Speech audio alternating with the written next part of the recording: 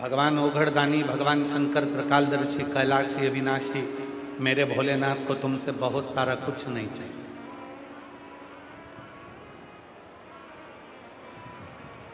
मेरे भोले बाबा को तो केवल तुम्हारा एक लोटा जल मिल गया, बेलपत्र मिल गई, दुर्वा मिल गई, चावल का एक दाना मिल गया, वो भी नहीं मिला तो 3 बार ताली मिल गई, वो भी नहीं मिला तो हर हर महादेव मिल गया, वो भी नहीं मिला तो बोल बम का नारा है और बाबा एक सहारा है, वो मिल गया।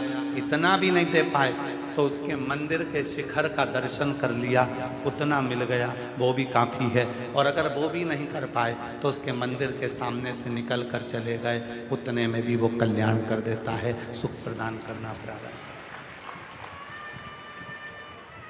वो कृपा करना प्रारंभ कर देता, वो दया करना प्रारंभ कर देता, वो करुणा करना प्रारंभ कर देता।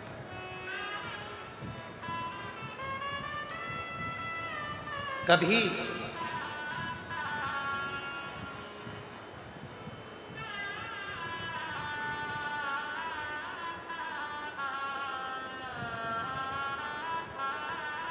महीने में 2 प्रदोष आती है।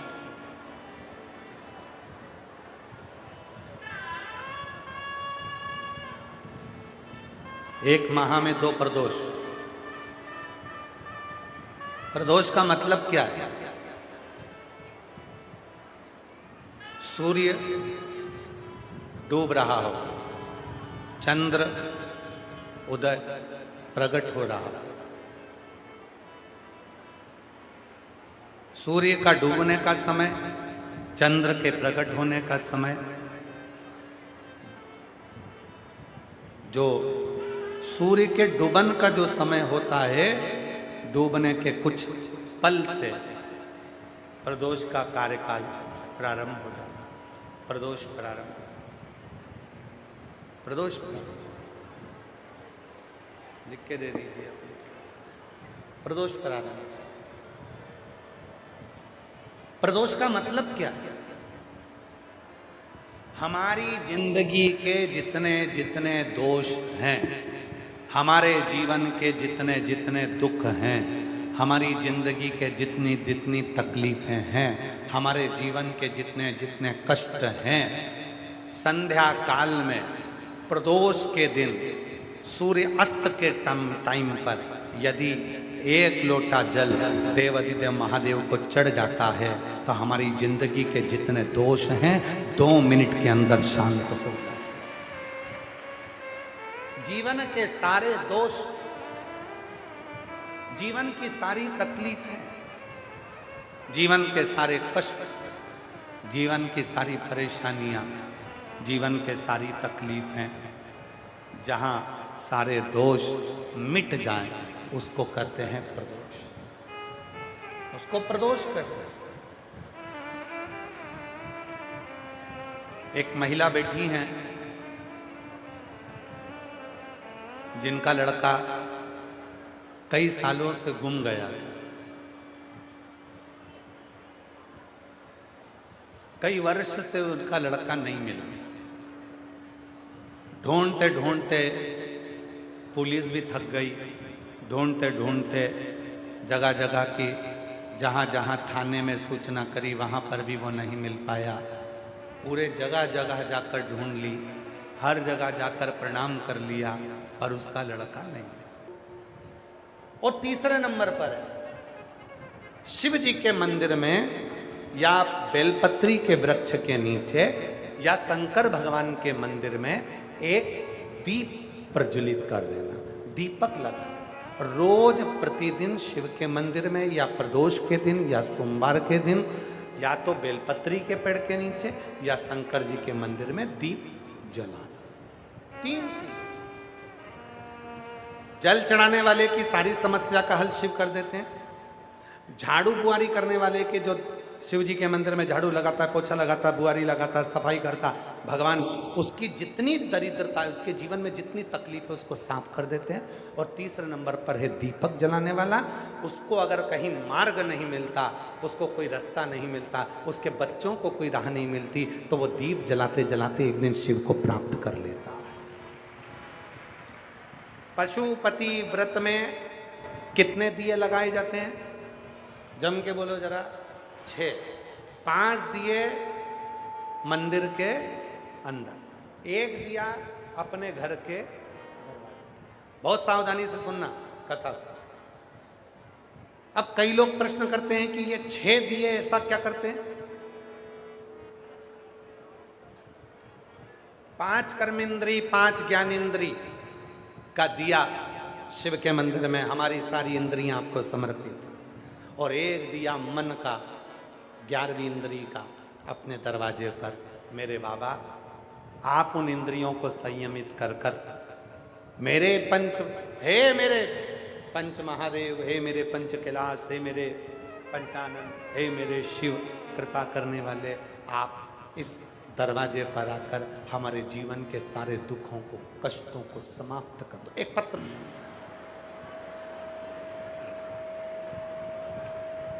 उसके चेहरे पर प्रसन्नता नहीं है।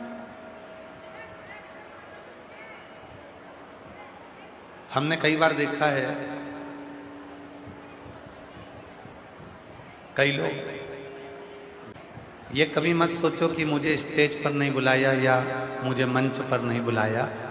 भोलेनाथ को ये धन्यवाद दो कि उसकी कथा में ये 46 डिग्री टेम्परेचर में, 46 डिग्री टेम्परेचर में उसने आगे तो बिठा दिया।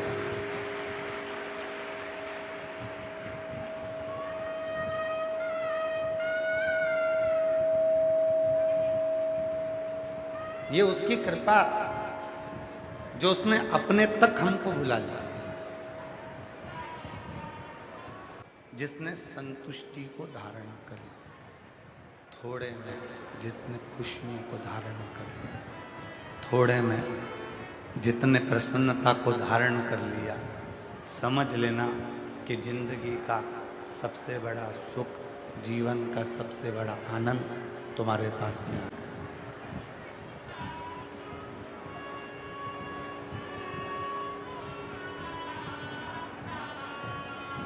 एक बहुत बड़ा समुद्र है,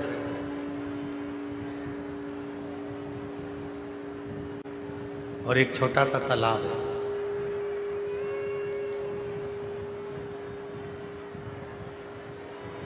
एक बहुत विशाल समुद्र है और एक छोटा सा तालाब।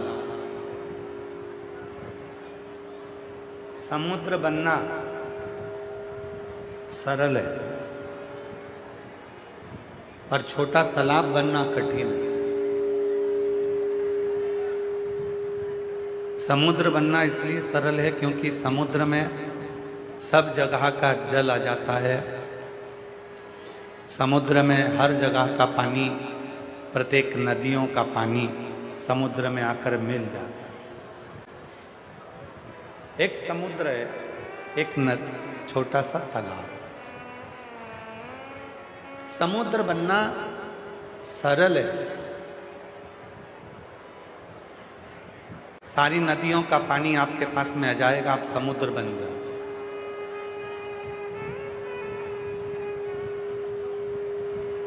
पर एक छोटा सा जो तालाब होता है वो तालाब बनना कठिन है। तालाब बनना इसलिए कठिन है क्योंकि तालाब में किसी नदी का पानी नहीं आ रहा। तालाब खुद के जल से बना, स्वयं के जल से बना, बारिश के जल से बना, बहते हुए रोड के जल से बना। और वो तालाब इसलिए श्रेष्ठ है क्योंकि समुद्र बनना सरल है। पानी तो आ जाएगा पर वो पानी बहुत खारा रहेगा, कोई पी नहीं पाएगा। पर तालाब बनना छोटा कठिन है क्योंकि छोटे तालाब का पानी ही एक ऐसा पानी होता है जिसको पशु भी पीता है, पक्षी भी पीता है और इंसान भी पीता है। समुद्र का जल नहीं पीता।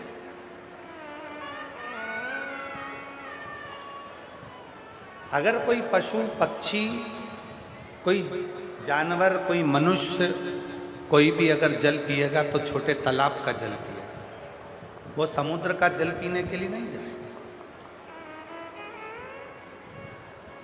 घरोंडा के कितने लोग हैं जो समुद्र का पानी पीने के लिए कभी गए हो? कोई नहीं गए। समुद्र का पानी पीने के लिए नहीं जाते लोग, समुद्र को देखने के लिए चले जाएंगे, समुद्र की लहरों का आनंद लेने के लिए चले जाएंगे, समुद्र में जहाज में घूमने के लिए चले जाएंगे, समुद्र के किनारे चले जाएंगे, समुद्र की लहरों का आनंद लिया, समुद्र में घूमते रहे, समुद्र में जहाज पर घूमे, पर उसका पानी तुम पीते नहीं हो। तालाब छोटा है, भले तुम उस पर घूमने नहीं गए, भले तुम उसमें जहाज पर नहीं घूमे, भले तुमने उसकी लहरों का आनंद नहीं लिया, पर उसका पानी देखकर जब प्यास लगे तो पीने का मन कर जाता है, और वो तालाब का पानी खारा नहीं होता, खारा नहीं होता।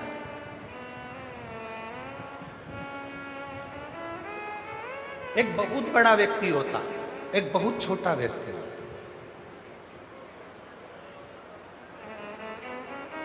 हो सकता है हमारी बात का आप लोगों को थोड़ा बुरा लग जाए तो लग जाए, दूसरी बार मत बुलाना, पर कहकर जरूर जाएंगे। एक बहुत बड़ा व्यक्ति होता है, एक बहुत छोटा व्यक्ति होता है। आप छाती ठोक कर कहते हो कभी कभी, जब आप उलझ जाते हो, जब आप कहीं ना कहीं किसी रिश्तेदार के यहाँ जाते हो तो छाती ठोक कर कहते हो, वो है ना हमारा चंडीगढ़ में रहता है, वो हमारा मौसी के लड़के का लड़का है।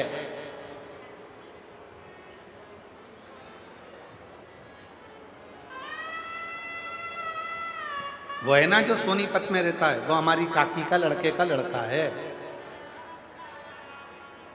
कोई बहुत बड़ा व्यक्ति है तो उसकी पहचान आप बताते हो, उसकी पहचान आप दिखाते हो, पर याद रखना कभी भी उलझोगे ना तो वो बड़े व्यक्ति की तुमने पहचान तो बता दी, पर वो बड़ा व्यक्ति तुम्हारे दुख में खड़ा नहीं होगा।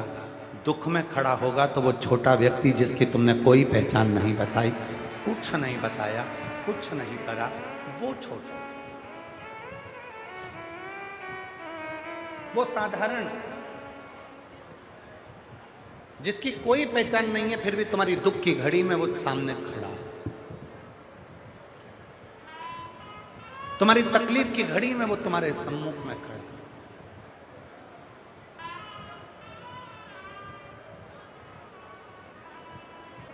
उससे हमको, भले तुमने उसकी पहचान बता दी, भले तुमने कह दिया कि ये मेरा अपना पहचान वाला है, पर भले तुम कह दिए कि ये हमारा पहचान वाला है, पर काम वो बड़ा नहीं आया, काम वो छोटा ही आया।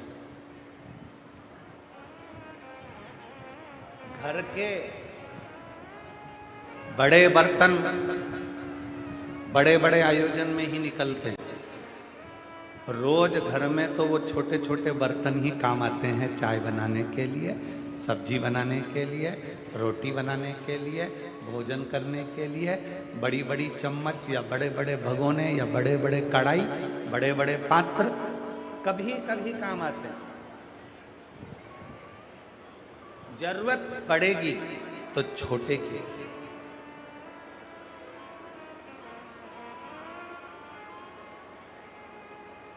समुद्र बनना सरल हो सकता है, पर तालाब बनना कठिन है।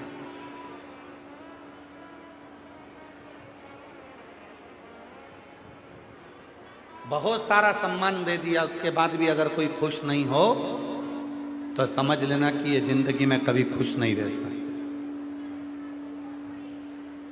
और थोड़े से सम्मान से, थोड़े से आदर से, थोड़े से आदर से वो खुश हो, थोड़े से सत्कार से वो खुश हो गए, प्रसन्न हो गए, आनंदित हो गए। बहुत शिव, भगवान ओघड़दानी, भगवान शंकर त्रिकालदर्शी, कैलाशी, अविनाशी, मेरे भोलेनाथ को तुमसे बहुत सारा कुछ नहीं चाहिए।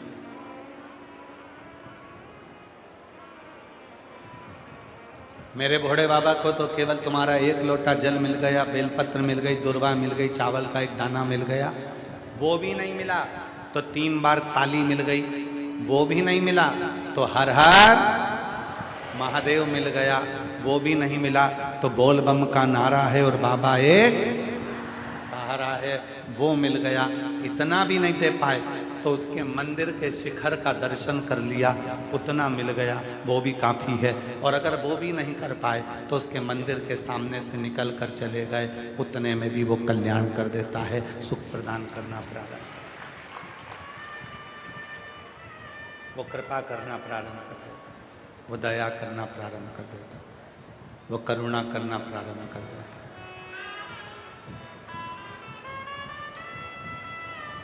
कभी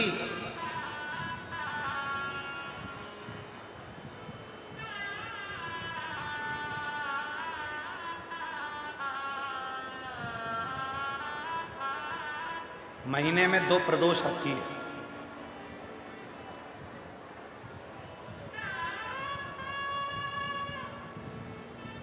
एक माह में 2 प्रदोष। प्रदोष का मतलब क्या है? सूर्य डूब रहा हो, चंद्र उदय प्रकट हो रहा हो। सूर्य का डूबने का समय, चंद्र के प्रकट होने का समय,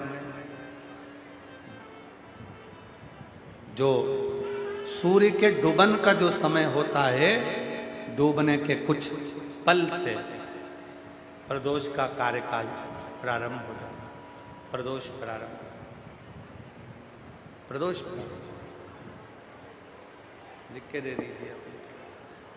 प्रदोष प्रारंभ। प्रदोष का मतलब क्या है? हमारी जिंदगी के जितने जितने दोष हैं, हमारे जीवन के जितने जितने दुख हैं, हमारी जिंदगी के जितनी जितनी तकलीफें हैं, हमारे जीवन के जितने जितने कष्ट हैं, संध्या काल में प्रदोष के दिन सूर्य अस्त के टाइम पर यदि 1 लोटा जल देवाधिदेव महादेव को चढ़ जाता है तो हमारी जिंदगी के जितने दोष हैं 2 मिनट के अंदर शांत हो जाते हैं। जीवन के सारे दोष, जीवन की सारी तकलीफें, जीवन के सारे कष्ट, जीवन की सारी परेशानियां, जीवन के सारी तकलीफें, जहां सारे दोष मिट जाएं, उसको कहते हैं प्रदोष। उसको प्रदोष कहते हैं। एक महिला बैठी हैं जिनका लड़का कई सालों से गुम गया था। कई वर्ष से उनका लड़का नहीं मिला। ढूंढते ढूंढते पुलिस भी थक गई, ढूंढते ढूंढते जगह जगह की, जहाँ जहाँ थाने में सूचना करी वहाँ पर भी वो नहीं मिल पाया। पूरे जगह जगह जाकर ढूंढ ली, हर जगह जाकर प्रणाम कर लिया, पर उसका लड़का नहीं। एक पत्र,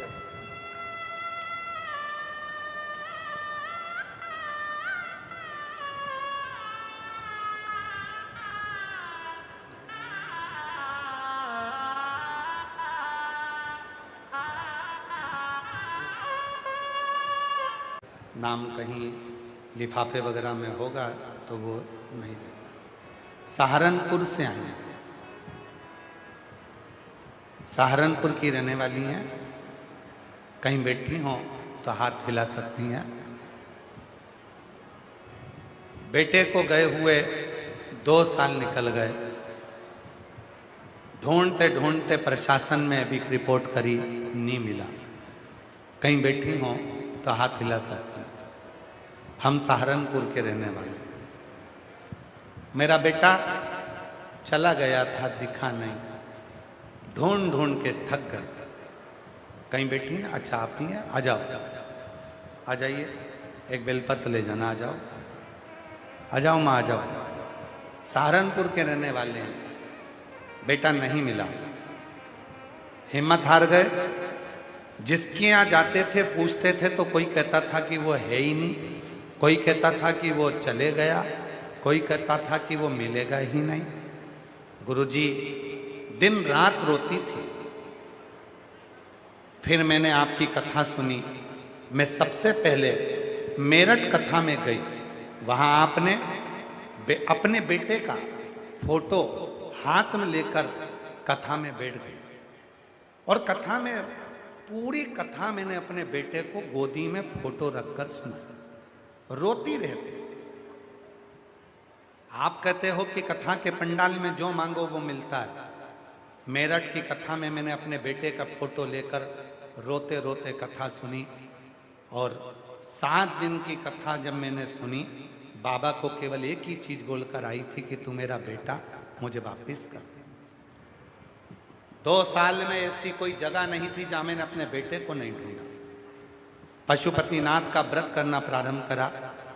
एक दिन मैं शिव जी के मंदिर में बैठी, महादेव के मंदिर में केवल बैठकर पशुपतिनाथ व्रत का आखिरी सोमवार था, जिस दिन मैं शंकर जी को 108 चावल के दाने चढ़ा रही थी। पता नहीं, जो मेरा बेटा सालों से गया हुआ था, मेरे बाबा ने उसी मंदिर में चावल चढ़ाते चढ़ाते मेरे बेटे को लाकर मेरे पास में दे दिया।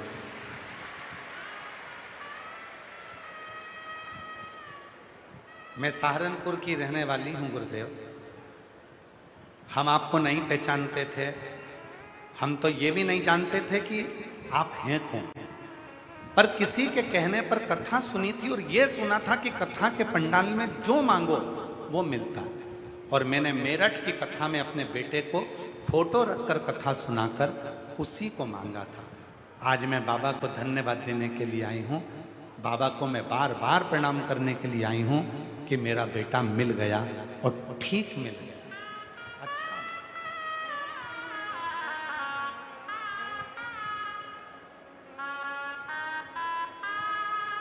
शिव को बहुता में तुमसे कुछ नहीं चाहिए।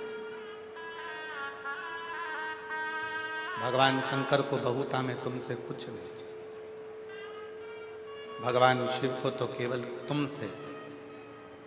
जल चढ़ाने नहीं जा सकते, एक चावल का दाना चढ़ा दो। एक चावल का दाना नहीं चढ़ा सकते तो 3 बार ताली बजा। 3 बार ताली भी नहीं बजा सकते शिव जी के मंदिर में तो हर हर महादेव, हर हर महादेव भी नहीं बोल सकते तो बोल बम का नारा है, बाबा एक सहारा है, इतना कर। ये भी नहीं कर सकते तो शिखर का दर्शन। शिखर का दर्शन नहीं कर सकते तो मंदिर के सामने से निकल कर चले जाओ, मुख से एक बार श्री शिवाय नमस्तुभ्यम कहते हुए चले जाओ। मेरा बाबा उसी दिन कृपा करना प्रारंभ कर दे।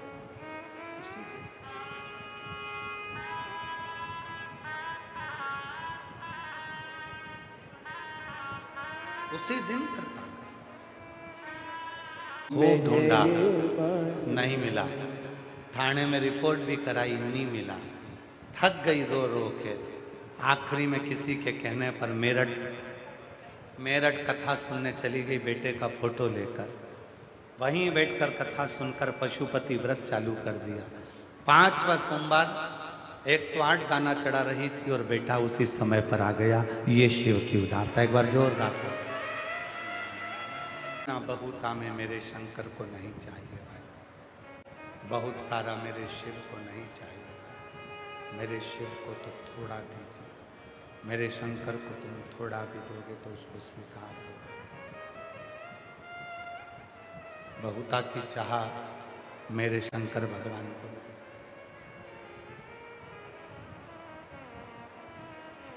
ना वैभव बहुत चाहिए, ना धन बहुत चाहिए, ना दौलत बहुत चाहिए, ना संपदा बहुत चाहिए। भगवान भोलेनाथ शंभु शंभु शंभु।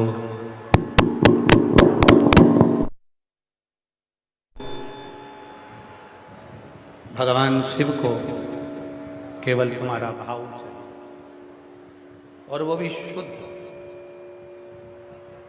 तुम्हारे धन से, तुम्हारी दौलत से या तुम्हारी संपदा से शिव को प्रियता नहीं।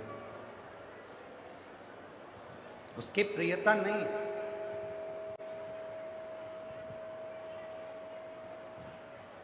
कोई कहे कि बहुत करोड़पति व्यक्ति शंकर जी का अभिषेक कर रहा है तो उस पर शिव की कृपा ज्यादा हो जाएगी।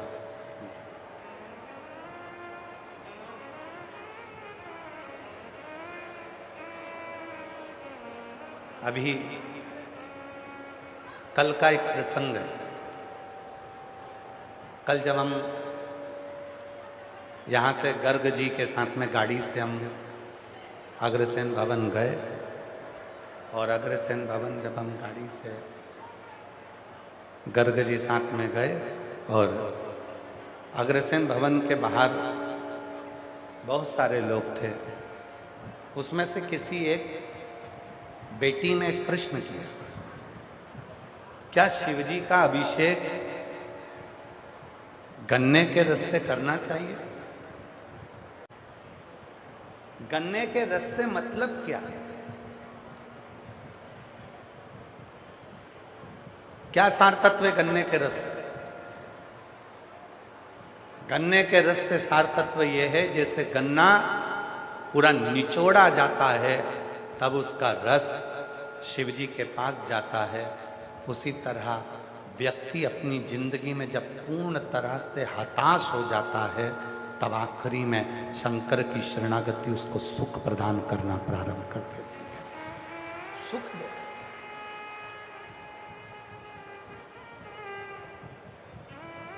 जो दुनिया में सताए ना होते, जो दुनिया में सताए ना होते तो तेरे दर पर आए ना होते।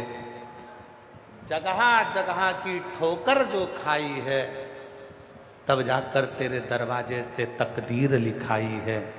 अगर ये ठोकर ना खाई होती तो आज मेरी तकदीर ना लिखाई होती।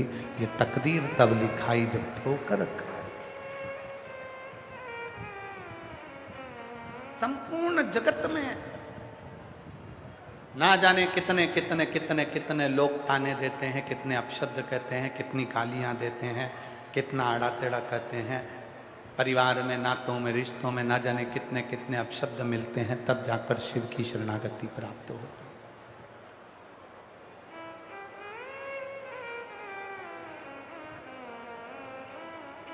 है। ए जीजियों, दुनिया का पहला कोई कथाकार होगा वो पंडित प्रदीप मिश्रा है, जिसको ऐसा कोई 15 दिन नहीं जाता जिस 15 दिन में उसके ऊपर उंगली नहीं उठाई जाती। कोई इल्जाम लगाएगा 1 करोड़ 21 लाख का, कोई इल्जाम लगाएगा 70 लाख का, कोई लगाएगा 80 लाख का, कोई लगाएगा 2 करोड़ का, कोई कहेगा ऐसा हो गया, कोई कहेगा वैसा हो गया, कोई कहेगा वैसा हो गया। कहने वाले कुछ भी कहते रहे, पर शिव शिव है, वो कहे शिव शिव, उसकी भक्ति भक्ति है। जब तक गन्ने जैसे तुम निचोड़े नहीं जाओगे तब तक तुम्हारे रस का सुख भी नहीं मिलेगा। जब तक तुम्हें ताने नहीं पड़ेंगे, अपशब्द नहीं पड़ेंगे। मीराबाई को ताने पड़े, जहर का प्याला भेजा गया, शेर के सामने खड़ा कर दिया, नाग का पिटारा भेजा गया। रामकृष्ण परमहंस जी को लोगों ने अपशब्द कहा, संत तुकाराम, नामदेव जी, किसको नहीं? मीराबाई, कर्माबाई, जितने भी थे, राष्ट्र के जितने संत हुए, सभी को ताने दिए गए, सबको अपशब्द कहा गया। पर आखिरी में जब निचोड़ निकला तब शिव की शरणागति का सुख मिला। कोई तुमसे कहे कि तेरी नौकरी नहीं लग सकती, कोई तुमसे कहे कि तुझे बच्चे नहीं हो सकते, कोई तुमसे कहे कि तेरी बीमारी अच्छी नहीं हो सकती, उस जगह पर तुम चुप होना। उसने तुम पर उंगली नहीं उठाई है, उसने देवाधिदेव महादेव पर उंगली उठाई है। अब तुम उसके आश्रित हो। कोई कहे तू 20 साल तेरी शादी को, अभी परसों 24 साल की माता को 24 साल बाद संतान हुई, पहले दिन पत्र पड़ा था, 25 साल के बाद संतान हुई, कल पत्र पड़ा था 12 साल के बाद, बीच में पत्र पड़ा 18 साल के बाद। कोई तुमसे कहे कि तुझे संतान नहीं हो सकती,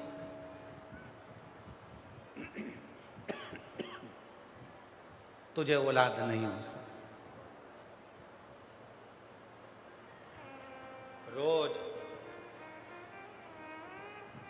यहां जितने भी बैठे हैं जब 5 बार श्री शिवाय नमस्तुभ्यम बोला जाता है और उसके बाद में आंख बंद कर कर चुप होते हो, मौन होते हो, आप सब अपने अपने लिए मांगते हो, हम भी मांगते हैं।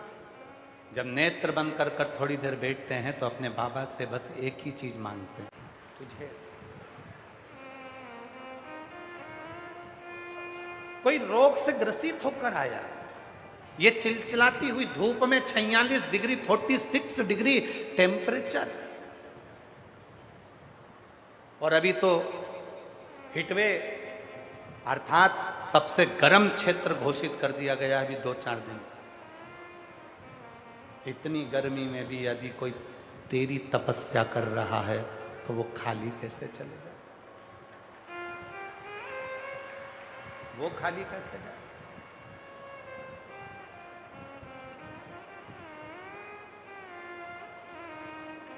लोग तुम्हें कहें तू मां नहीं बन सकती, तेरे घर में बेटा नहीं होगा, तेरे घर में संतान नहीं होगी, तेरे बच्चा की शादी नहीं हो रही है, तेरी लड़की की शादी नहीं हो रही है, तुझे ये रोग हो गया, तुझे ये बीमारी हो गई, तेरे साथ में तू तो कर्जे में लदालूम हो गई, तेरे पास में पैसा नहीं है, तू ऐसा, तू गरीब, तू वैसा।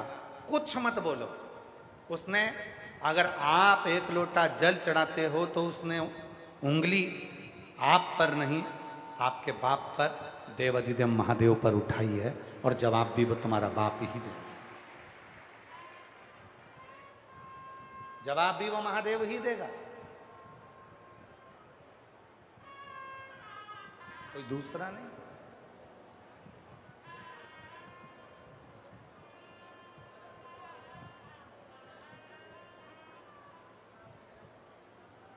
कैन एक पत्र है, अच्छा,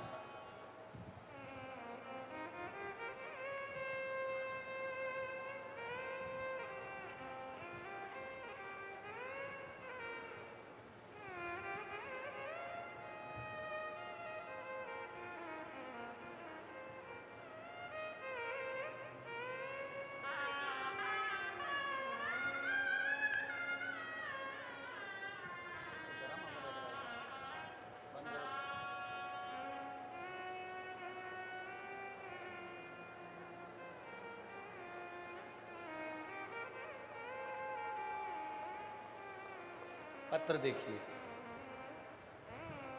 मैं नीलम, जिला यमुनानगर के बामला गांव से रहने वाली हूँ। कहीं बैठी हो तो हाथ हिला सकती हैं। मैं नीलम, जिला यमुनानगर के बामला गांव से रहने वाली हूँ। दिनांक 13 अगस्त सन 2025 को मैंने अल्ट्रासाउंड करवाया, जिसमें पता चला कि मुझे बच्चादानी में कैंसर की गठान हो गई है। मैंने डॉक्टरों को दिखाया, कई टेस्ट करवाए, कई दवाइयाँ खाईं, लेकिन कोई असर नहीं हुआ। सभी ने ऑपरेशन करने के लिए बोला। तभी मुझे किसी ने, पत्र एलईडी पर चल रहा है, तभी मुझे किसी ने शिव महापुराण की कथा के बारे में बताया। मैंने टीवी पर कथा सुनना शुरू किया, एक लोटा जल चढ़ाना शुरू किया, आपके द्वारा बताए गए उपाय किए, श्री शिवाय नमस्तुभ्यम का जप करना शुरू किया। गुरुदेव, मात्र 2 महीने में इसका असर दिखना शुरू हो गया। जब मैंने दोबारा दिनांक 15 अक्टूबर को अल्ट्रासाउंड करवाया तो सारी रिपोर्ट नॉर्मल हो गई और जो गठान थी वो खत्म हो गई। डॉक्टर ने जांच कर कर बताया कि तुम्हें कोई कैंसर नहीं है, अब मैं पूर्ण तरह से स्वस्थ हूं। अब मैं पूर्ण तरह से स्वस्थ हो गई। लाइन लिखी है, मैंने दोबारा दिनांक 15 अक्टूबर को अल्ट्रासाउंड करवाया तो रिपोर्ट नॉर्मल थी, गठान खत्म हो चुकी थी और भोले बाबा की कृपा ऐसी हो गई कि मेरा कैंसर भी, डॉक्टर ने कहा, शरीर में है ही नहीं, कैंसर ही नहीं है।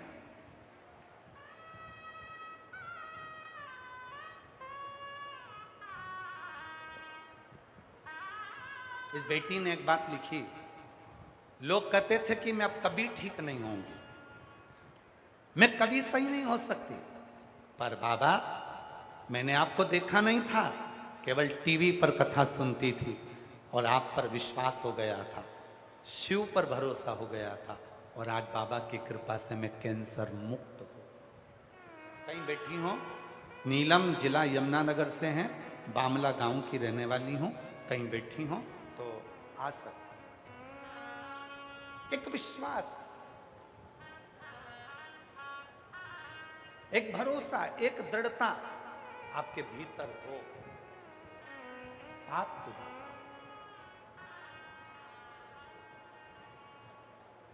खूब अपशब्द कहेंगे लोग, खूब ताना देंगे लोग, खूब गाली देंगे लोग, खूब आड़ा टेढ़ा कहेंगे लोग, घबराना नहीं, हिम्मत मत हारना,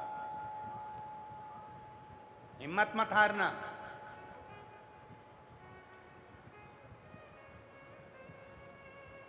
शिव पर भरोसा रखना। एक बात अपने भीतर उतार कर रखना, शिव महापुराण का उमा संहिता कथी है। शिव महापुराण की उमा संहिता में वर्णन आता है, चंचुला देवी ने तुमरुका जी से प्रश्न किया।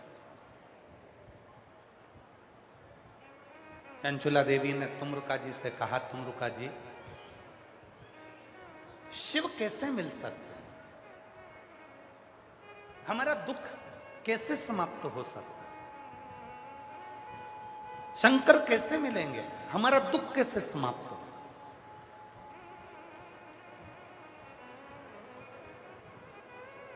जो तुमरुका जी ने कहा, पूरे हरियाणा वासी ही नहीं पूरा विश्व इस कथा को सुने।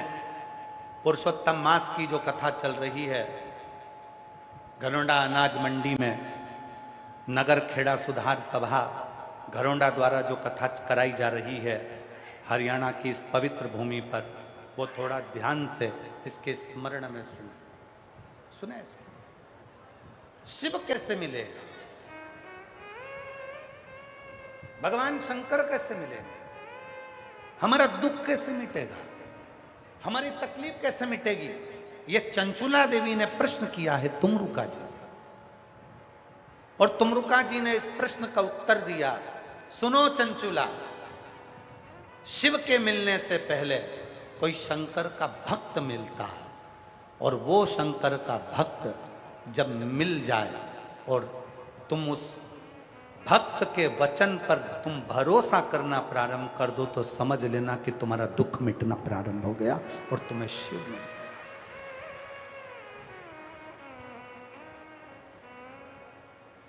हमें लगता है जीजियों, आपके मोहल्ले की कोई ना कोई माता कोई भक्त के रूप में आपको मिलती है, कोई शिव भक्त आपको मिलता है जो कह देता है पशुपति व्रत करो, शिव जी को एक लोटा जल चढ़ा लो, शंकर जी का भजन कर लो, श्री शिवाय नमस्तुभ्यम बोलो, तुम रुकेश्वर का नाम ले लो। कोई ना कोई तुमको मिलता है भक्त के रूप में जो तुमको मार्ग बता देता है। और वो मिल गया, कोई सदगुरु मिल गया जो शिव को बहुत मानता, जो शंकर पर पूर्ण भरोसा करता, जिसकी पूरी जिंदगी शिव से है।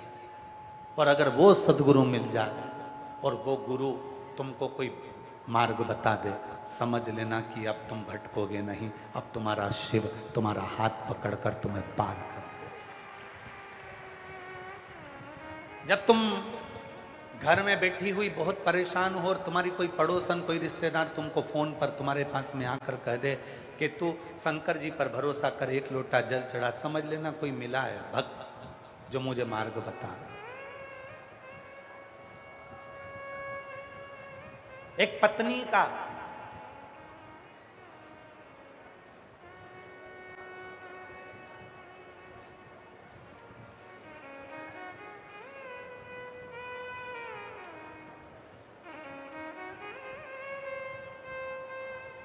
धर्म पत्नी का सबसे बड़ा गुरु अगर कोई होता है ना, एक धर्म पत्नी का सबसे बड़ा गुरु अगर कोई है तो उसका पति है।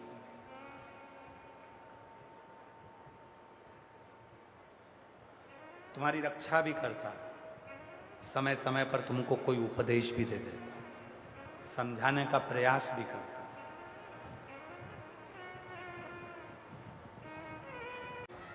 हमने देखा वो वाले बाबा है ना, चारों तरफ अग्नि जलाकर तप कर रहे हैं।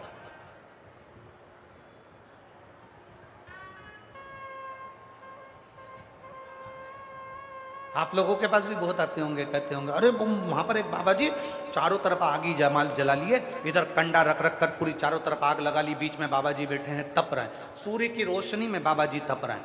तप रहे, कोई कहेगा वो ठंड में बिना कपड़े के पर्वत पर बैठकर तपस्या कर रहे हैं, तप रहे। महाराज तप करने का मतलब क्या है? तपस्या का मतलब क्या है? बोलो बोलो जरा। आप लोग हरियाणा के रहने वाले हो, इस प्रदेश का नाम ही हरियाणा है, हरि का आना। जहां हरि खुद आया है उसका नाम हरियाणा है। आप उस प्रदेश के हो जहां हरि खुद चलकर आया है, हरि का आना यहीं हुआ है, इसलिए इसका नाम हरियाणा है।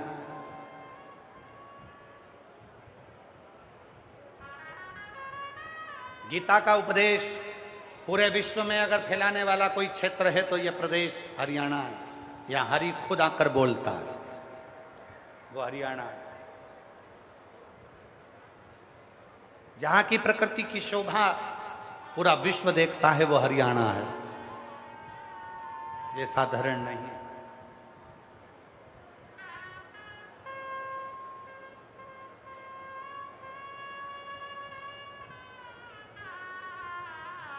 कहते हैं कि उसने चारों तरफ आग लगा ली, अग्नि जला ली, वो तप रहा है। तप का मतलब क्या होता है? वो पर्वत पे जाके बैठ गया ठंड में, इतनी ठंड पड़ रही है हिमालय पर, इतनी ठंड पड़ रही है उत्तराखंड में, और वो ठंड में पर्वत की कंदरा पर्वत में जाकर बैठ गए।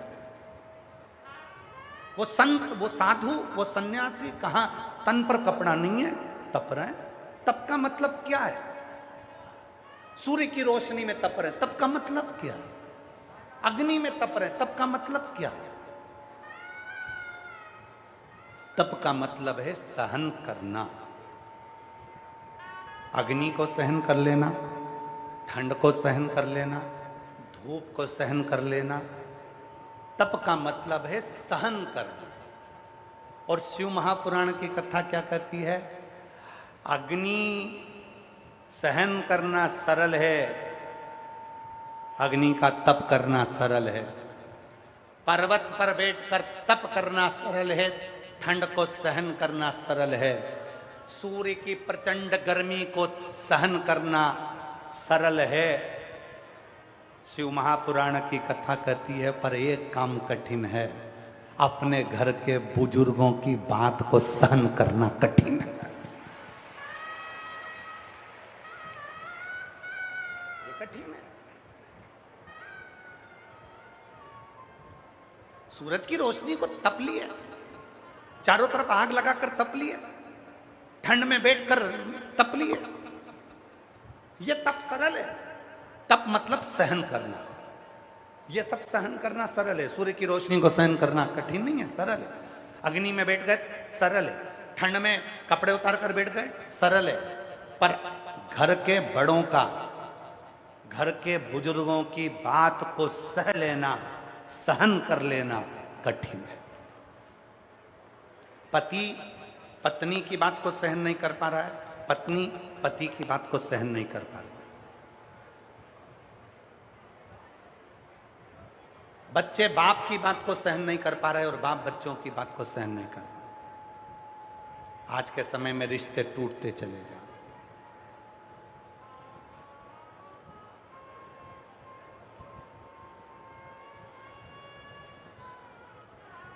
जितने प्रेम से आप करवा चौथ पर अपने पति का मुख चलनी में देखती हो ना,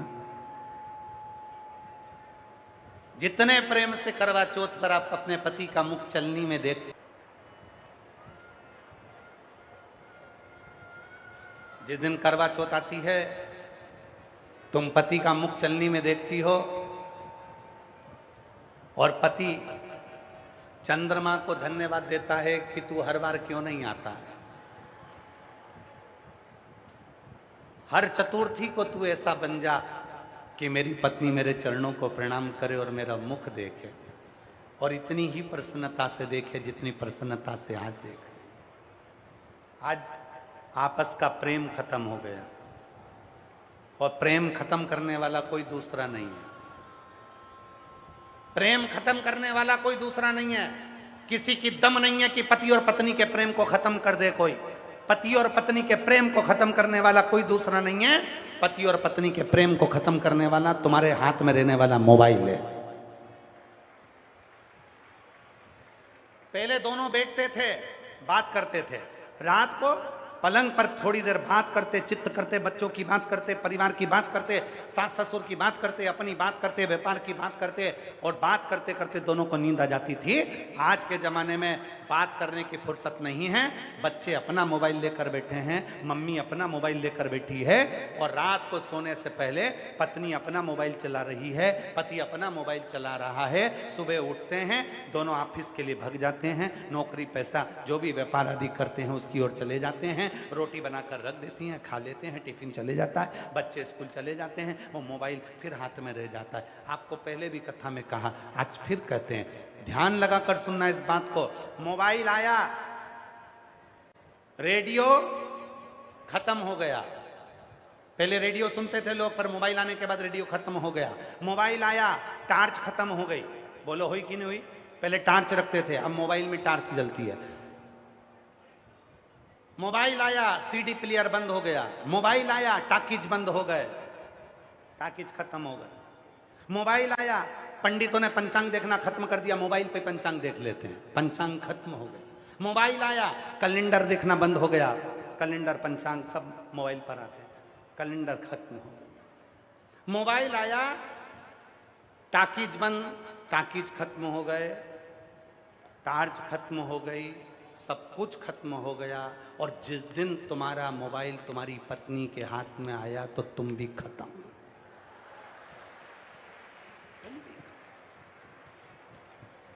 तुम ये सोच के मत बैठना कि मोबाइल टाकीज खत्म कर सकता है, मोबाइल टार्च खत्म कर सकता है, मोबाइल रेडियो खत्म कर सकता है। तो मोबाइल जिस दिन तेरा उसके हाथ में आ गया तो फिर तो खूब लड़ी मर्दानी, वो तो झांसी वाली।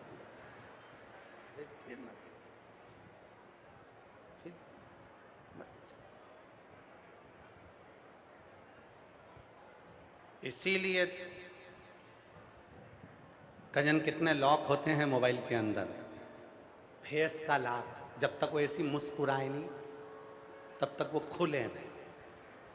कहीं वो ऐसा स्किन का लॉक, कहीं कजन कौन सा लॉक, कजन कौन सा लॉक, 25 लॉक अंदर लगे रहते हैं। 25 काहे के लिए? खुले। जैसे हो वैसे रहो। मेरे शंकर भगवान को प्रियता क्या है? तुम जैसे हो वैसे रहो। शिव जी को दिखावा प्रिय नहीं है, शंकर भगवान को बिल्कुल आडंबर प्रिय नहीं है। तुम कैसे हो? कई लोग ऐसे हैं, भगवान शंकर को पाना है तो कपड़े चेंज करना पड़ेंगे। अरे कौन से कपड़े पहन ले? कोई ने कहा पीले पहन लो, कोई ने कहा ये कपड़े पहन लो। अरे भगवान को पाना है, कपड़े क्या बदलना है?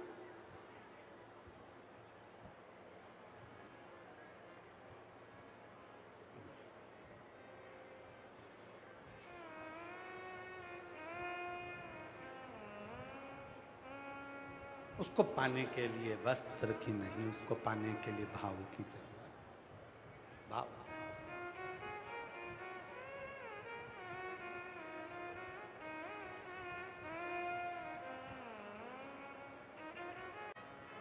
थोड़ा सा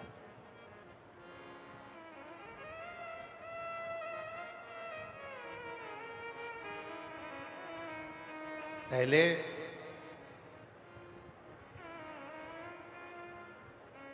लोग स्पेशलिस्ट के पास जाते थे, और जाना भी चाहिए। घड़ी की दुकान पर ही घड़ी खरीदने जाओ तभी आनंद है, सोनार की दुकान पर ही सोना खरीदने जाओ तभी आनंद है।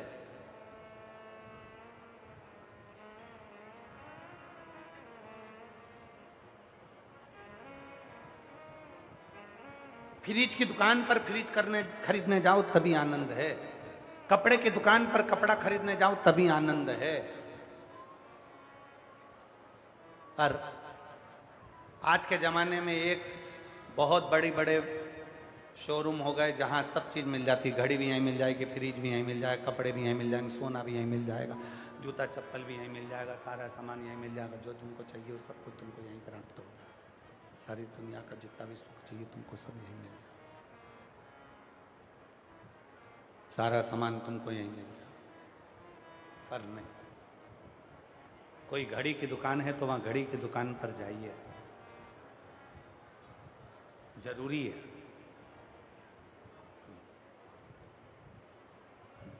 दुख है बहुत सारा, तकलीफ है बहुत सारी, कहां जाना चाहिए आज के व्यक्ति को मालूम ही नहीं, किसके पास जाना चाहिए।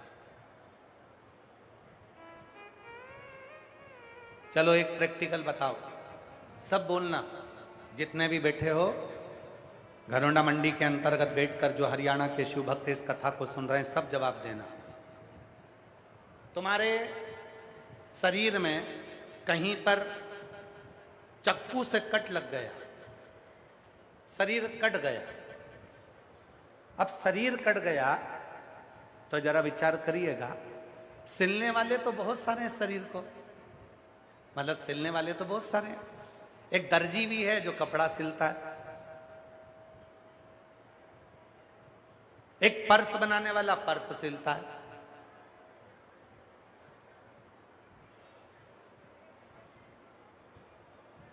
बैग वाला बैग सिलता है, कपड़े वाला कपड़ा सिल रहा है, गद्दे वाला गद्दा सिल रहा है, और एक डॉक्टर भी है जो शरीर को सिलता है, टांके लगाता है। अब सब उत्तर देना, शरीर में कट लग गया तो तुम दर्जी के पास जाओगे, पर्स सिलने वाले के पास जाओगे कि डॉक्टर के पास जाओगे? जम के बोलो, डॉक्टर के पास जाओ। क्यों डॉक्टर के पास जाओगे? सिलता तो दर्जी भी है, उसके पास सिलवा लो। जब कट लगा है तो नहीं साहब नहीं, वो कपड़े सिल सकता है पर शरीर नहीं सिल सकता। तो पर्स सिलने वाले के पास नहीं, वो पर्स सिल सकता है परंतु वो शरीर नहीं सिल सकता। शरीर तो केवल एक ही सिल सकता है, वो डॉक्टर है, और वो डॉक्टर को अंदाजा है कि कैसे टांके लगाना है, कैसे सही होगा। इसी तरह जब पृथ्वी पर दुख तुम्हारे जीवन में आता है तो शिव पुराण कहती है तुम 10 जगह क्यों जाते हो, एक डॉक्टर है शिव, दुख आए लोटा भर कर पानी लेकर चले जाओ, वो तुम्हारे दुख को समाप्त करने की सामर्थ्य रखता है।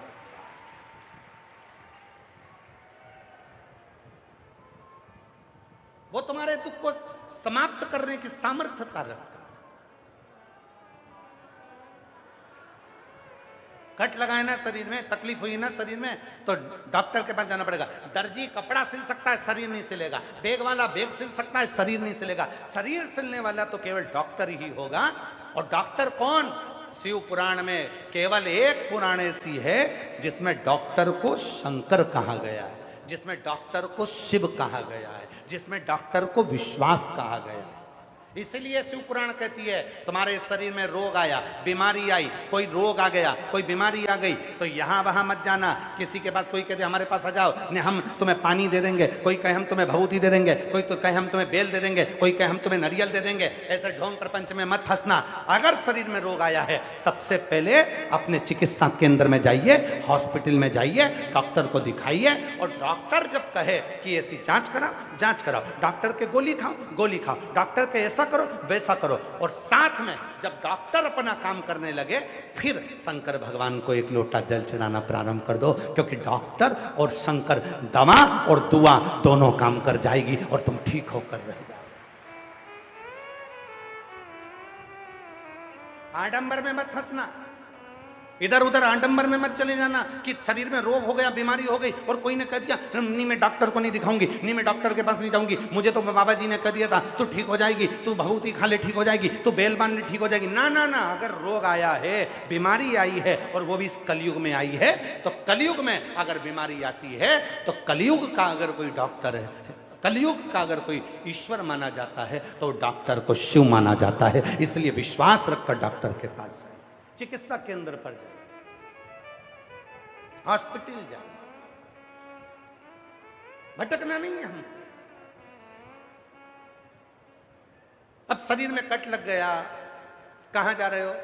दर्जी के पास। अरे साहब तुम कपड़े सिलते हो तो ये कट भी सिल दो ना, हमारे शरीर में लग गया। डॉक्टर दर्जी कहेगा हाथ जोड़ू, मैं नहीं सिल सकता दादा, लोग मुझे कुछ का कुछ करेंगे। तुम बेग सिलने वाले के पास गए, मेरे शरीर में कट लग गया, तुम सिल दो, वो भी नहीं सिलेगा। सिलेगा तो डॉक्टर सिलेगा।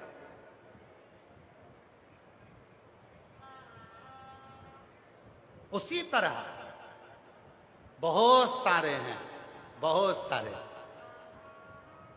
कोई कहेगा उनके पास चले जाओ दुख कट जाएगा, कोई कहेगा उनके पास चले जाओ दुख कट जाएगा। बहुत सारे सिलने वाले तो बहुत सारे, मत जाओ।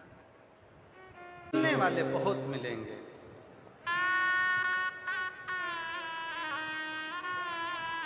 पूर्ण तरह से ठीक हो गई, गठान भी गल गई और कोई बीमारी भी नहीं निकली। एक बार जोरदार ताली बजाकर। सिलने वाले बहुत मिलेंगे, बहुत मिलेंगे। कपड़ा सिलने वाले मिलेंगे, बैग सिलने वाले मिलेंगे, सब। पर शरीर में कट लगा है तो उसको तो डॉक्टर ही सिले। उसी तरह ब्रह्मा ब्रह्मलोक में रहते हैं, भगवान विष्णु वैकुंठ लोक में रहते हैं। पृथ्वी पर तो केवल एक ही देवता है, पृथ्वी पर केवल एक देवता है और वो देव अधिदेव महादेव। अगर तुम्हारे दुख को कोई सिल सकता है, अगर तुम्हारी तकलीफ को कोई मिटा सकता है, तो तुम्हारा एक लोटा जल तुम्हारे दुख को समाप्त कर सकता है। सारी समस्या का हल श्री शिवाय नमस्ते।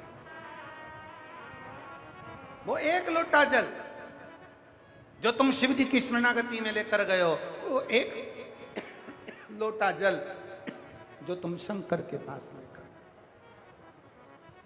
वो एक लोटा जल जो तुम शिव की शरणागति में लेकर गए हो, वो तुम्हें जीवन का सारा सुख दे, सारा। पहले का युग निकाल कर देखिए, पहले का समय निकाल कर देखिए। संसार में पृथ्वी पर भक्त पैदा होते थे। मीराबाई, कर्माबाई, नामदेव, तुकाराम, कितने भक्त, धन्ना जाट आदि कादि, कर्माबाई, मीराबाई, रामकृष्ण परमहंस, संत तुकाराम, नामदेव जी, भारत के कितने संत, कितने साधु। पहले का समय निकाल कर देखिए, भक्त पैदा होते थे। अब आज का समय निकाल कर देखो तो हर व्यक्ति अपने आप को भगवान समझता है। अब भक्त पैदा ही नहीं होता, आजकल तो सीधे डायरेक्ट भगवान पैदा होते। आज के समय में भक्त पैदा नहीं हो रहा, आज के समय में भगवान पैदा हो। जिसे देखो वो एक ही काम करता है, हम तुम्हारा दुख मिटा देंगे, हम तुम्हारी तकलीफ मिटा देंगे, हम तुम्हें परमात्मा से मिला देंगे, तुम तो भगवान हो गए जी। पहले भक्त पैदा होते थे, आजकल भगवान पैदा हो रहे हैं। निवेदन है हाथ जोड़कर, इंसान को इंसान रहने दो और भगवान को भगवान रहने दो। भगवान, तुम भी इंसान हो और हम भी इंसान। तुम भी दो रोटी खाते हो, हम भी दो रोटी खाते हैं। तुम्हारी जैसी जिंदगी हमारी भी है। संसार के जितने मनुष्य हैं ना, कोई कितना बड़ा भी जटा बांध ले, कोई कपड़े चेंज कर ले, चंदन लगा ले, चाहे ढेर सारी माला पहन ले, चाहे कितना भी डोकरा हो जाए, वो इंसान का इंसान ही रहेगा। वो भगवान नहीं हो सकता। भगवान तो केवल एक है और वो है जो जन्म मरण और परण तीनों को जानता है। वो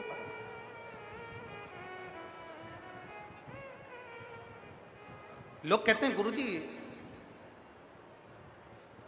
आपकी कथा लोग सुनने के लिए आते हैं तो लोगों का दुख कैसे मिट जाता है? दुख मिटाने वाला प्रदीप मिश्रा नहीं है, दुख मिटाने वाले तुम खुद हो। जब तुम विश्वास रखकर शिव महापुराण की कथा में आते हो, जैसे नियम है, ट्रेन स्टेशन पर रुकती है, हवाई जहाज एयरपोर्ट पर उतरता है, उसी तरह मेरा महादेव जहां शिव पुराण की कथा होती है वहां 7 दिन के लिए उतरता है।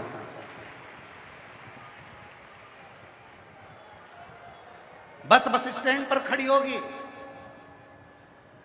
हमारे जितने यूट्यूबर हैं, जितने मेरे मीडिया वाले हैं, जितने सोशल मीडिया वाले हैं, जितने न्यूज चैनल वाले हैं, ये बस अड्डे के पास में अनाज मंडी है, मतलब वहां बस अड्डा मतलब बस रुकती है, वहां से तुम बैठ सकते हो, वहां से तुम ऑटो पकड़ सकते हो, वहां से तुम चल सकते हो, वहां से तुम जा सकते हो। उसी तरह जैसे हवाई जहाज एयरपोर्ट पर खड़ा होता है, उतरता है, हेलीकॉप्टर जहां पर एच हेलीपैड बना होता है, एच लिखा होता है, हेलीपैड पे हेलीकॉप्टर उतरता है, स्टेशन पर ट्रेन रुकती है, बस अड्डे पर बस रुकती है। उसी तरह ये शिव महापुराण की कथा जहां होती है, जहां भक्त आकर कथा को श्रवण करते हैं, वहां 7 दिन के लिए मेरा कैलाश अधिपति, मेरा विश्वनाथ आकर उतर जाता है।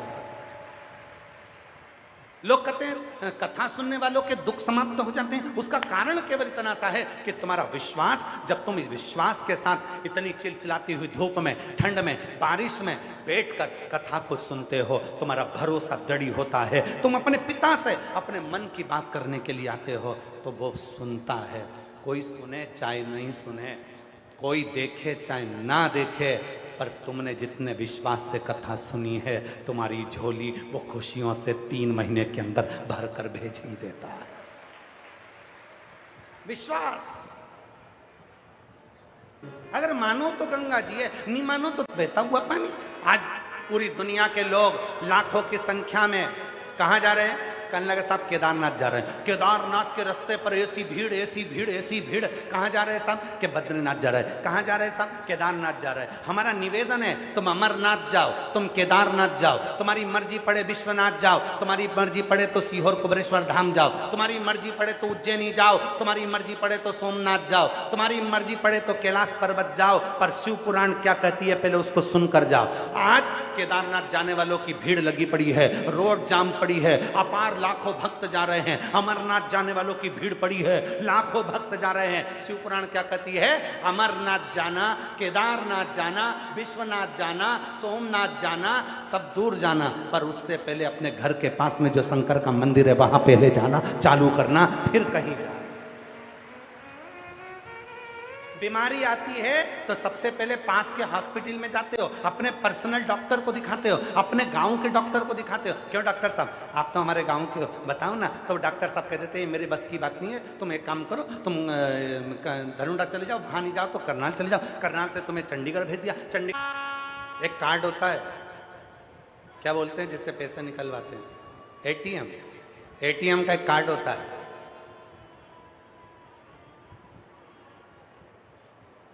धरोंडा में पैसा जमा करो,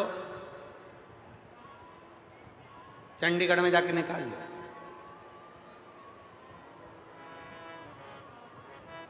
जमा करना पड़ेगा तब वहां निकलेगा। उसी तरह एक लोटा जल शिव के मंदिर में चढ़ाते रहो, चढ़ाते रहो, चढ़ाते रहो। तुम्हारा चढ़ाया गया जल का पुण्य जब एकत्रित हो जाता है, जिस दिन तुम्हारे ऊपर तकलीफ आती है, दुख आता है, उस दिन वो पुण्य सामने आकर खड़ा हो जाता है और तुम्हारा दुख मिट जाता है। तुम्हारा वो समाप्त हो।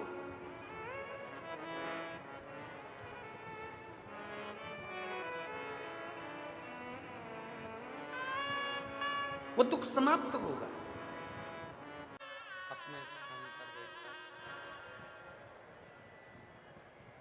बाबा देवाधिदेव महादेव को अपने मन का भाव कहिए, प्रार्थना करो, विनय करो, निवेदन करो। कल क्या है? कथा की, जम के तो बोलो, शिवरात्रि। कल कथा की शिवरात्रि।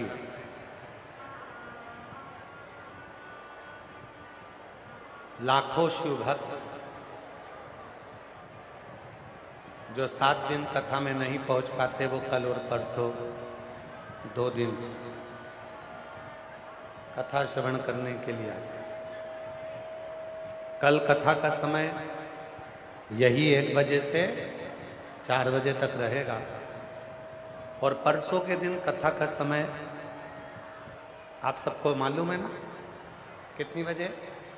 सुबह 8 बजे से 11 बजे तक रहेगा। जो शिवरात्रि मनाने के लिए भक्त आते हैं वो कल की कथा पूरी सुनते हैं, रात को बाबा का भजन करते हैं पंडाल में और दूसरे दिन सुबह 8 बजे कथा सुनकर 11 बजे अपने अपने घर के लिए चले गए।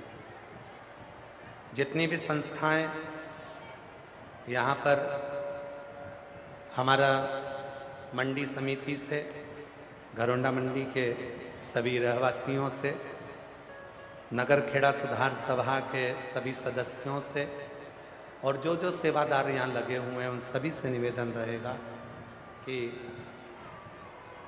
कल कथा की शिवरात्रि रहती है तो भक्त बहुत ज़्यादा संख्या में आते हैं। तो निवेदन है कि भंडारा प्रसाद चलाने वाले या पानी पिलाने वाले या ठंडाई पिलाने वाले कल रात के समय पर भी पूरी करनाल, सोनीपत, पानीपत के लोग दर्शन के लिए पंडाल का आते हैं। पूरी रात भक्त लोग आएंगे, इसलिए आप लोग व्यवस्थाओं को कार्यकर्ता पूरी सुचारू रूप से करें क्योंकि कल भीड़ बहुत ज़्यादा रहेगी, उसका स्मरण रखें। कल कथा की शिवरात्रि रहती है तो कल दिन में शिव भक्त कथा सुनेंगे, रात्रि को पूरी रात विश्राम करेंगे, भजन करेंगे और दूसरे दिन सुबह 8 बजे से 11 बजे तक कथा होकर सब अपने अपने गंतव्य की ओर जाएंगे। तो कल का कथा का समय यही 1 बजे से 4 बजे तक है। परसों कथा का समय सुबह 8 बजे से 11 बजे तक रहेगा।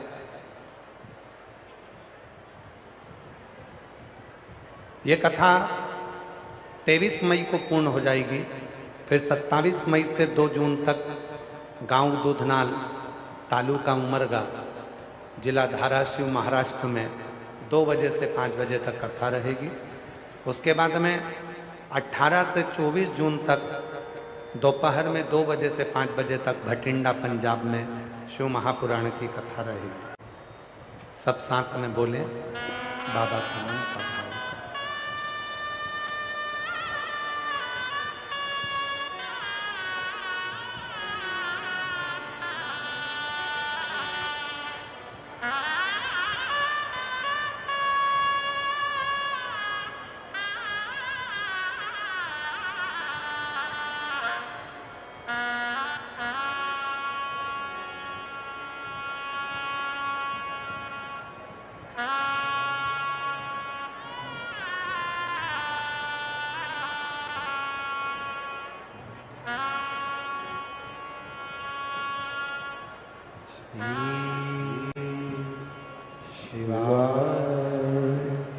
नमस्तु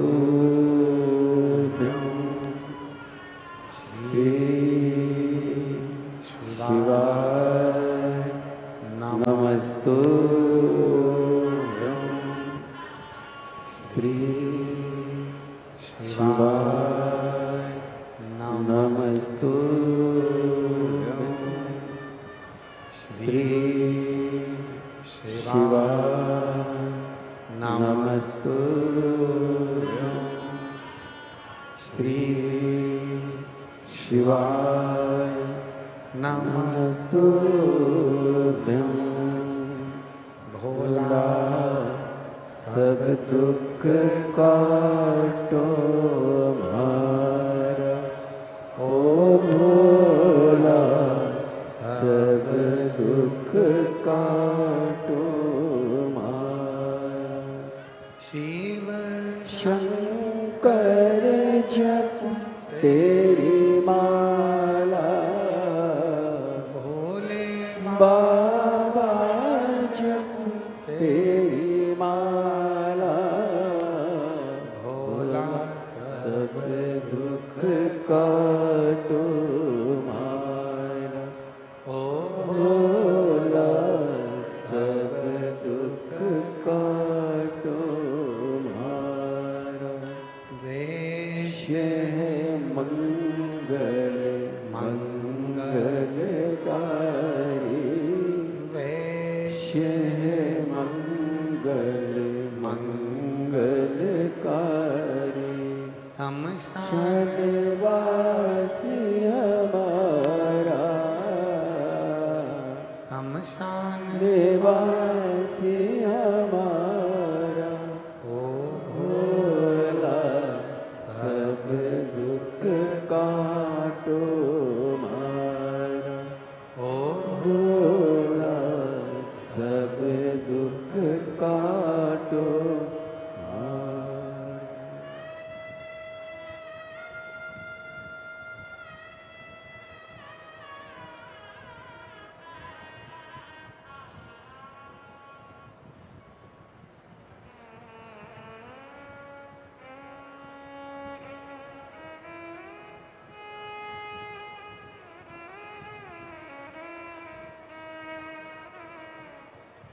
बाबा देव अधिदेव महादेव भगवान शिव ओगड़दानी त्रिकालदर्शी कैलाशी अविनाशी भगवान शिव की कथा कर रहे हैं।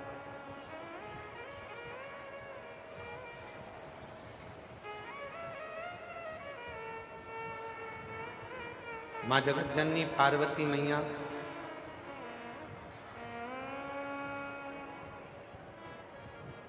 शिव जी से विवाह कर कर जब कैलाश पर पहुंची,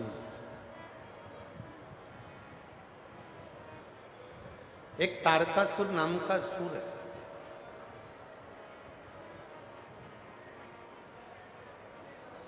और उस तारकासुर का संहार यदि हो सकता है तो केवल शिव के द्वारा या शिव के पुत्र के द्वारा हो सकता है।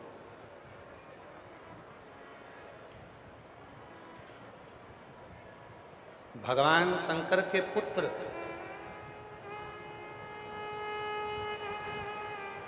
उसको मार सकते। नमस्तु श्री शिवाय नमस्तु श्री शिवाय नमस्तु श्री शिवाय नमस्तुभ्यं। भोला सब दुख काटो मारा। ओ भोला सब दुख काटो मारा। शिव शंकर जप तेरी माला। भोले बाबा जप तेरी माला। भोला सब दुख काटो मारा। ओ भोला सब दुख काटो मारा। वेश है मंगल मंगलकारी। वेश है मंगल मंगलकारी। शमशान शनवासी हमारा। शमशान निवासी हमारा। ओ भोला सब दुख काटो मारा। ओ भोला सब दुख काटो मारा।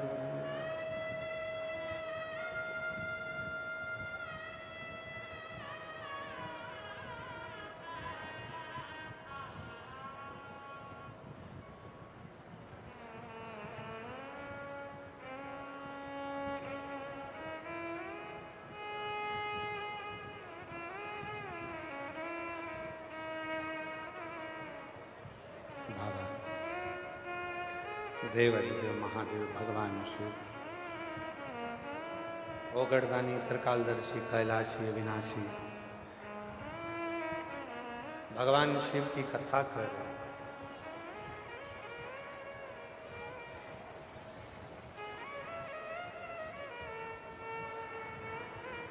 माँ जगत जननी पार्वती मैया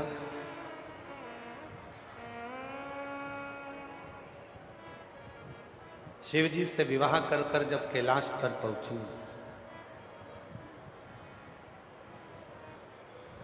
एक तारकासुर नाम का सुर है,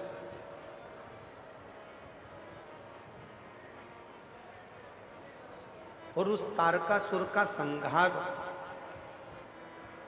यदि हो सकता है तो केवल शिव के द्वारा या शिव के पुत्र के द्वारा हो सकता है।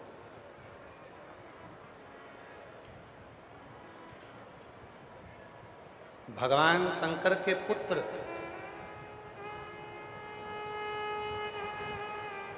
उसको मार सकते। नमस्तु श्री शिवाय नमस्तु श्री शिवाय नमस्तु श्री शिवाय नमस्तु भोला सब दुख काटो हमारा, ओ भोला सब दुख काटो हमारा। शिव शंकर जप तेरी माला, भोले बाबा जप तेरी माला, भोला सब दुख काटो हमारा, ओ भोला सब दुख काटो हमारा। वैश्य मंगल मंगलकारी, वैश्य मंगल मंगलकारी, शमशान वासी हमारा, शमशान निवासी हमारा, ओ भोला सब दुख काटो हमारा, ओ भोला सब दुख काटो हमारा।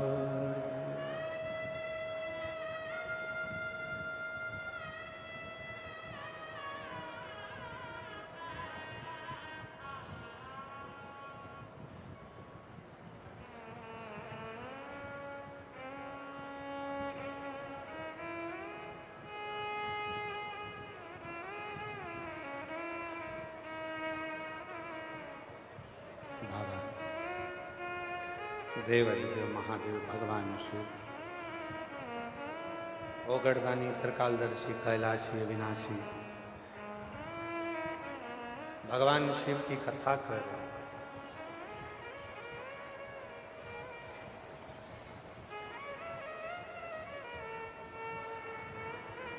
माँ जगत जननी पार्वती मैया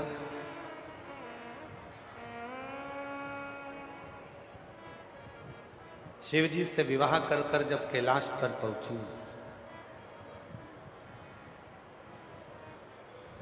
एक तारकासुर नाम का सुर है,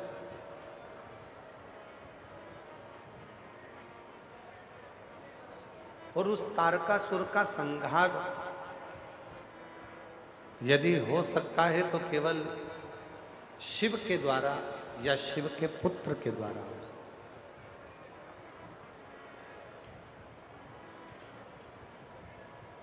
भगवान शंकर के पुत्र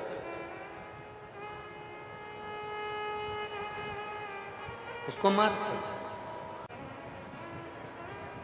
अगर मेरे प्राण छूटते हैं तो शंकर भगवान के पुत्र के द्वारा छूटे।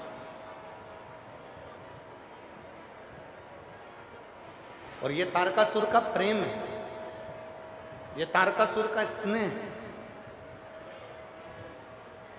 ये तारकासुर की अविरल भक्ति शिव के प्रति है। एक बात हमने पहले भी कथा में कही, आज फिर कहते हैं, 33 कोटि देवता में केवल एक देव हैं, देव अधिदेव महादेव। 33 कोटि देवता में केवल एक देव हैं, देव अधिदेव महादेव, जिनका कोई विरोधी नहीं,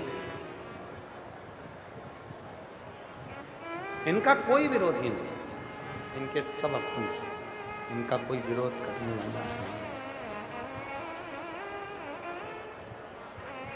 इनके जितने भी मिलेंगे सब अपने मिलेंगे, कोई इनका विरोध करने वाला नहीं मिलेगा। भगवान शंकर का कोई विरोध नहीं।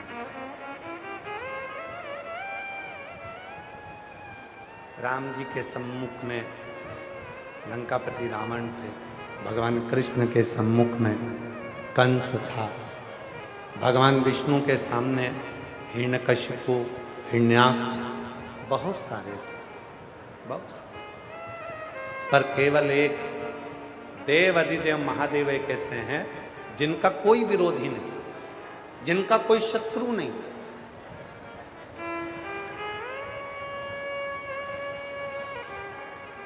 हर असुर, हर राक्षस, प्रत्येक असुर अगर चाहता है तो एक ही चीज चाहता है कि मैं शिव की साधना करूं, क्योंकि शंकर भगवान भोले हैं, जो मांगो वो दे देते हैं। उनसे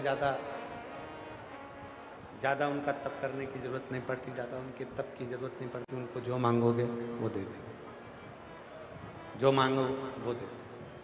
33 कोटि देवता में केवल एक देव अधिदेव महादेव ऐसे हैं जिनका कोई विरोधी नहीं है। असुर भी हैं तो उनका पक्ष है, देवता है तो भी उनका पक्ष है, गंधर्व हैं तो भी उनका पक्ष है, किन्नर हैं तो भी उनका पक्ष है।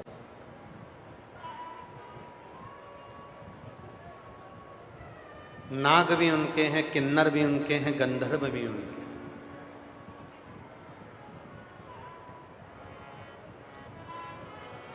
सब उनके। और कितनी सुंदर बात है, हमारे आशीष जी हमको बता रहे थे कि घरोंदा के किन्नर समाज ने भी नगर खेड़ा सुधार सभा को अपना सहयोग प्रदान करा है। एक बार जोरदार ताली बजाओ यहाँ के किन्नर समाज के लिए, जोरदार ताली।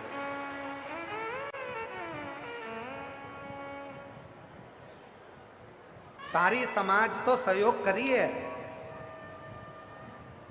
36 कौम तो सहयोग करी है, पर उसमें किन्नर समाज ने भी अपना सहयोग दिया। एक बार संपूर्ण किन्नर समाज के लिए मैं यहाँ के घरोंडा की संपूर्ण किन्नर समाज को साधुता देता हूँ, बहुत बहुत साधु। आपका सहयोग, ये नगर खेड़ा सुधार सभा में आपने जो कदम से कदम मिलाकर इनको सहयोग प्रदान करा है, उसके लिए मैं साधुवाद देता हूँ। शिव के सब है, मेरा उघड़दानी का सब है। मेरे शंकर भगवान का कोई द्रोही नहीं, मेरे शंकर भगवान का कोई दुश्मन नहीं, मेरे शंकर भगवान के सब में। श्री शिवाय नमस्तु, श्री शिवाय नमस्तु, श्री शिवाय नमस्तु, श्री शिवाय नमस्तु। तो तुमने जो हृदय से, शिव का तो कोई द्रोही है ही नहीं, शंकर भगवान का तो कोई दुश्मन है ही नहीं, शंकर भगवान का तो कोई असुर से युद्ध है ही नहीं। शिव जी तो सब पर करुणा करने वाले हैं, शंकर भगवान सब पर दया करने वाले हैं, शंकर भगवान सब पे करुणा। तो जो तारकासुर नाम का असुर है वो शिव को इतना प्रेम करता था कि उसने ब्रह्मा जी से वर मांगा, अगर मैं मरूं तो शिव जी के पुत्र के द्वारा, शिव जी के बेटे से मरूं। कारण केवल एक था, शंकर भगवान शादी नहीं कर रहे थे। तारकासुर ने सोचा कि मेरे प्रभु शादी नहीं करें, ये हो ही नहीं सकता, और मैं उनकी शादी कराकर मानूंगा। तो तारकासुर ने ब्रह्मा जी से वर मांग लिया, अगर मैं मरूं तो शिव जी के पुत्र के द्वारा मरूं। जब शिव जी विवाह कर लेंगे तो उनका बेटा होगा, और बेटा होगा तो वो मुझे मारेगा। शिव का सुख देखा।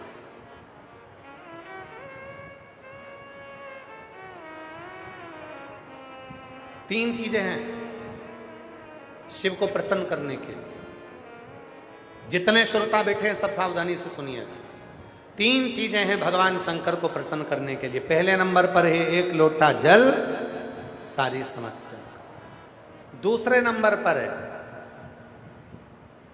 भगवान शंकर के मंदिर में जाकर झाड़ू लगा लेना, सफाई कर लेना, बुआरी लगा देना, शंकर जी के मंदिर को साफ कर देना। और तीसरे नंबर पर है शिव जी के मंदिर में या बेलपत्री के वृक्ष के नीचे या शंकर भगवान के मंदिर में एक दीप प्रज्वलित कर देना, दीपक लगाना। रोज प्रतिदिन शिव के मंदिर में या प्रदोष के दिन या सोमवार के दिन या तो बेलपत्री के पेड़ के नीचे या शंकर जी के मंदिर में दीप जलाना। तीन चीज। जल चढ़ाने वाले की सारी समस्या का हल शिव कर देते हैं। झाड़ू बुआरी करने वाले के, जो शिव जी के मंदिर में झाड़ू लगाता है, पोछा लगाता है, बुआरी लगाता है, सफाई करता, भगवान उसकी जितनी दरिद्रता है, उसके जीवन में जितनी तकलीफ है, उसको साफ कर देते हैं। और तीसरे नंबर पर है दीपक जलाने वाला। उसको अगर कहीं मार्ग नहीं मिलता, उसको कोई रास्ता नहीं मिलता, उसके बच्चों को कोई राह नहीं मिलती, तो वो दीप जलाते जलाते एक दिन शिव को प्राप्त कर लेता। पशुपति व्रत में कितने दिए लगाए जाते हैं? जम के बोलो जरा। 6। 5 दिए मंदिर के अंदर, 1 दिया अपने घर के। बहुत सावधानी से सुनना कथा। अब कई लोग प्रश्न करते हैं कि ये 6 दिए ऐसा क्या करते हैं? 5 कर्मेंद्री 5 ज्ञानेंद्री का दिया शिव के मंदिर में, हमारी सारी इंद्रियां आपको समर्पित है। और 1 दिया मन का, 11वीं इंद्री का अपने दरवाजे पर।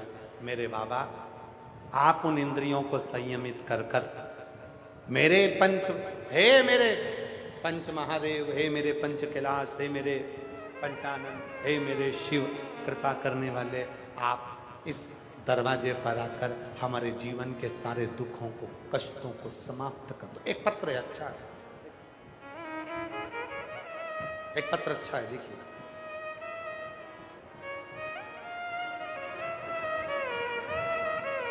मेरा नाम संजय है, मेरा मोबाइल नंबर ये है। मैं हरियाणा के करनाल असंध से हूँ। मैं हरियाणा के करनाल के असंध से हूँ।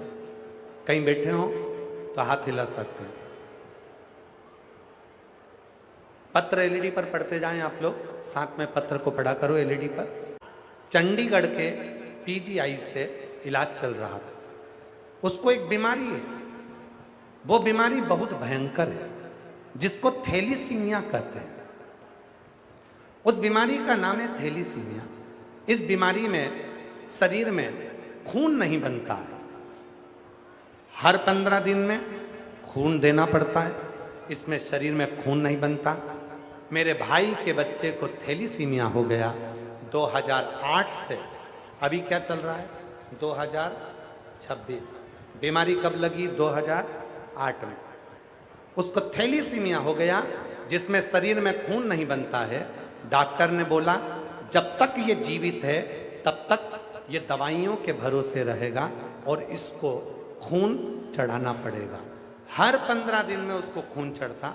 बहुत परेशान हो गए गुरुदेव। दवाई देते देते 2008 से, दवाई देते देते 2023 में पहली बार किसी ने हमारी यहाँ बताया पत्नी को कि वो सियोर वाला बाबा है, कथा कहता है, सुना है उसका धाम है कुबरेश्वर धाम, वो सीहोर में है। सीहोर वाला बाबा के कुबरेश्वर धाम पर जाओ, कंकर शंकर की पूजन करो, वहां का रुद्राक्ष लाओ, उस रुद्राक्ष को पानी में गलाओ और वो पानी अपने बेटे को पिलाओ। अगर हो सके सीहोर में कंकर शंकर की भूमि पर अगर कथा सुनने को मिल जाए तो समझ लेना कि सोने में सुहागा हो गया। तब तो हमने विचार करा क्या करें, हम अपने बच्चे को लेकर 2023 में कुबरेश्वर धाम कंकर शंकर की भूमि पर कथा सुनाने के लिए ले गए। गुरुजी 2008 से बीमार मेरा बेटा 2023 में कथा सुनाने के लिए ले गए और बाबा की ऐसी कृपा हुई, कंकर शंकर की पूजन कर कर रुद्राक्ष महोत्सव में अटेंड होकर रुद्राक्ष महोत्सव में गए और वहां कथा सुनकर वहां का रुद्राक्ष लेकर कंकर लेकर आ गए और बाबा बेटे को जल पिलाने लगे। आज बाबा की ऐसी कृपा हुई गुरुदेव, 2023 से धीरे धीरे बेटे को उस रुद्राक्ष के पानी का असर होने लगा और बाबा की कृपा से कंकर शंकर की पूजा का असर होने लगा। आज बाबा की कृपा से मेरे बेटे की सारी दवाइयां बंद हो गई और उसकी थैलीसीमिया की बीमारी समाप्त हो गई। मैं बाबा को यहाँ प्रणाम करने के लिए आई हूँ। जो 2008 से दवाई ले रहा था, आज बाबा की कृपा से पूर्ण तरह से स्वस्थ है। अगला पत्र है, अगर कहीं बैठे हों तो आ सकते हैं। अगला पत्र है, मैं पुष्पा देवी, गांव, पढ़ के बताओ कौन सा गांव लिखा है, गांव टपुठा, जिला कैथल, तहसील पुंडरी, हरियाणा की निवासी हूँ गुरुदेव। एक लोटे जल का मैं क्या वर्णन करूं। मेरा बेटा 2018 से सरकारी नौकरी की तैयारी कर रहा था, हर बार कुछ पॉइंट से रह जाता था। मेरे बच्चे दोनों परेशान थे।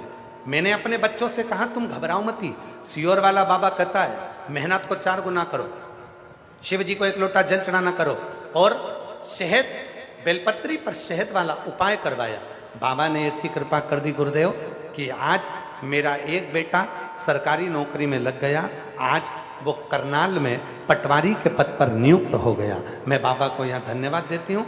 और मेरा दूसरा बेटा बाबा की कृपा से 10 सालों के बाद सीए पद पर नियुक्त हो गया। मेरा बेटा दोनों, एक सीए बन गया, दूसरा पटवारी बन गया। तीसरा पत्र है, गुरुजी मेरा नाम प्रदीप कुमार है, मेरी पत्नी का नाम सुनीता देवी है, मेरे गांव का नाम पंजारो, जिला यमुनानगर से है। गुरुदेव मेरा मोबाइल नंबर ये है। गुरुजी मैं क्या गुणगान करूं, 20 साल से मेरे घर में औलाद नहीं थी गुरुदेव। लोग मुझे अपशब्द कहते थे, मुझे बांझ कहते थे, लोग अपना बच्चा मेरी गोद में नहीं देते थे गुरुदेव, लोग मुझे ताना देते थे। एक दिन किसी ने कहा सीहोर वाला बाबा जब कथा कहे उसके पंडाल में जाकर बैठ जा, उसकी मिट्टी को अपने गर्भ से लगा। हम लोग गुरुदेव 5 पंडाल कथा श्रवण करे और वहां की मिट्टी को लगाया और 20 साल के बाद मेरे घर में बच्चे ने जन्म लिया। मैं बाबा को यहाँ प्रणाम करने के लिए आई हूँ। मेरा नाम प्रदीप कुमार, मेरी पत्नी का नाम सुनीता देवी, गांव का नाम पंजारो, जिला यमुनानगर से आई हैं। धरोड़ा करनाल के रहने वाले हैं गुरुदेव। मेरे बेटे की शादी के यहाँ 11 साल हो गए थे और गुरुदेव 11 साल हो गए पर कोई संतान का सुख नहीं थी। तब हमने जगह घरोड़ा, करनाल, जिंद पहुंचकर इलाज करवाया पर औलाद का सुख नहीं आया। तब किसी ने कहा सीहोर वाला बाबा कथा करता है, प्रदीप मिश्रा जी की कथा की महाशिव पुराण आती है, वो उपाय बताते हैं, उनको करो। तब हमारे यहाँ हमने आपके उपाय करना प्रारंभ करा और बाबा की कृपा से 6 अक्टूबर 2025 को हमारे यहाँ 11 साल के बाद पुत्र रत्न की प्राप्ति हुई। कहीं बैठे हों तो आ सकते हैं। अगला पत्र है, नीलम सेन, पति का नाम महावीर सेन, बस ताड़ा घरोड़ा की रहने वाली हूँ। घरोड़ा से हैं, बस ताड़ा से। गुरुदेव बाबा का मैं क्या गुणगान करूं। सफेद आंकड़े की जड़ का उपाय और आपकी कथा और आप पर भरोसा मेरे घर में सुखी खुशियां दे दिया। 2021 से आपकी कथा सुन रही हूं गुरुदेव। बाबा हमारे यहाँ औलाद नहीं थी, कई साल हो गए थे, ऐसी कोई जगह नहीं थी जहां हम नहीं गए। बाबा की कृपा से बाबा, तब हमने आपकी कथा सुनना प्रारंभ करी और बाबा की कृपा से मेरे घर में बाबा की करुणा से 10 साल के बाद औलाद का सुख प्राप्त हुआ। 10 साल के बाद हमारे यहाँ बच्चा हुआ। आज मैं यहाँ सभी को प्रणाम करती हूँ, 36 बिरादरी को नमन करती हूँ और यहाँ हरविंदर कल्याण जी की को भी नमन करती हूँ और उनका सहयोग, 36 बिरादरी का सहयोग इस कथा को करवाया। ना जाने कितनी माताएं आपकी कथा सुनने नहीं जा सकी। आज 36 बिरादरी को इस सब का पुण्य मिलेगा कि उन्होंने इतनी माताओं को कथा सुनवा दी और उनके मन की कामना पूर्ण कर दी। मैं पूरी 36 बिरादरी को दंडवत होकर प्रणाम करती हूँ जिन्होंने हम बेटियों को, हम बहनों को ये कथा सुनवाई। कहीं बैठी हो तो आ सकती हैं। अगला पत्र है, मैं प्रणाम करती हूँ, हिमाचल प्रदेश से सिरमौर जिले से हूँ। मेरा नाम उपासना पवार है, पति का नाम गगन पवार है। मेरी शादी को 8 साल हो गए थे। मेरे डॉक्टरों का इलाज करवाया, पंडितों को भी दिखाया, बहुत पैसा लगाया पर संतान नहीं हुई। तब मेरी एक मौसी ने कहा कि तुम टीवी पर कथा आती है, एक पंडित जी वो सुनो और उनके बताए उपाय करो। मैंने उनके कहने पर कथा सुनना प्रारंभ किया। मैं आपकी कथा लॉकडाउन से कथा सुनना प्रारंभ करी और बाबा की कृपा से 14 अक्टूबर 2024 को मेरे घर में पुत्र रत्न की प्राप्ति कई वर्षों के बाद, 8 साल के बाद हो गई। मैं बाबा को यहाँ नमन करने के लिए आया। तत्व किसको कहते हैं? ऐसे ढेर पत्र है, ढेर। अगर केवल पत्र पढ़े तो 7 दिन की कथा भी कम हो जाए। जिनको बाबा ने दिया उन्होंने पत्र लिख कर दिया और आज फिर इस व्यासपीठ से कहकर आप लोगों को निवेदन कर रहे हैं, जितने प्रेम से सुनोगे, जितने विश्वास से सुनोगे, जो मनोकामना लेकर आप कथा में आए हो, यहाँ की मिट्टी को आरती के बाद आप जब नमन कर कर जाओगे, हमारा विश्वास कहता है भटिंडा पंजाब में तुम्हारा पत्र जरूर आएगा, निश्चित है। जिनके पत्र पढ़े गए वो आ सकते हैं, बेलपत्र लेने के लिए आप लोग आ सकते हैं। जिनके भी पत्र, जो जिस कामना से आया, जो जिस विचार से आया, जो जिस विवेक से आया, जो जिस बुद्धि से आया, बाबा आप सबकी कामना पूर्ण कर।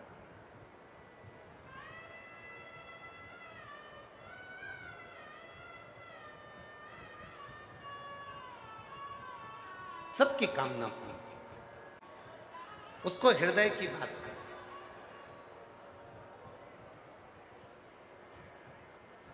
अपने चित्त की बात शिव से कर।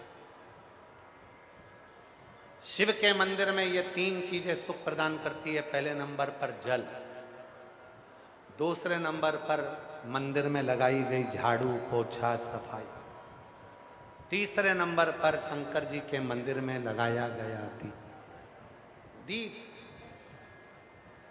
शिव जी के मंदिर में जलाया गया,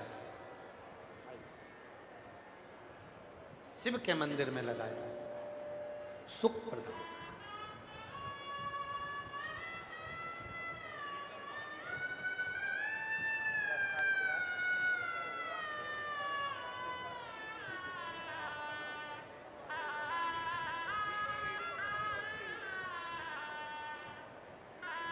दस साल के बाद संतान का सुख आया है। एक बार जोरदार ताली बजाकर साधु का।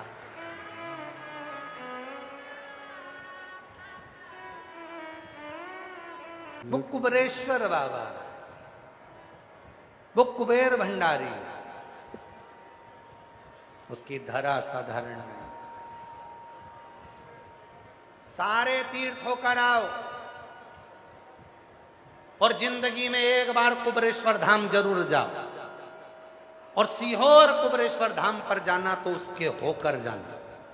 1 रात्रि 2 रात्रि वहां विश्राम कर कर, कंकर शंकर की पूजन कर कर, रुद्राक्ष लेकर, भंडारा प्रसाद पाकर, बाबा के यहाँ झाड़ू लगाकर, सेवा कर कर, बाबा को अपने दिल की बात कहकर आना।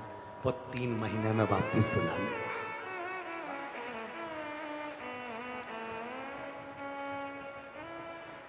बारह ज्योतिर्लिंग के मध्य में है कुबेरेश्वर धाम, जहां पहुंचकर मन की कामना पूर्ण। और जिंदगी में कभी मौका मिल जाए और कुबेरेश्वर धाम पर शिव महापुराण की कथा सुनने को मिल जाए, कभी मौका मिल जाए शिव पुराण की कथा सुनने को मिल जाए, तो उस कंकर शंकर की धरा पर 7 दिन रहकर उस कथा का लाभ अपने जीवन को, अपने जीवन को साथ।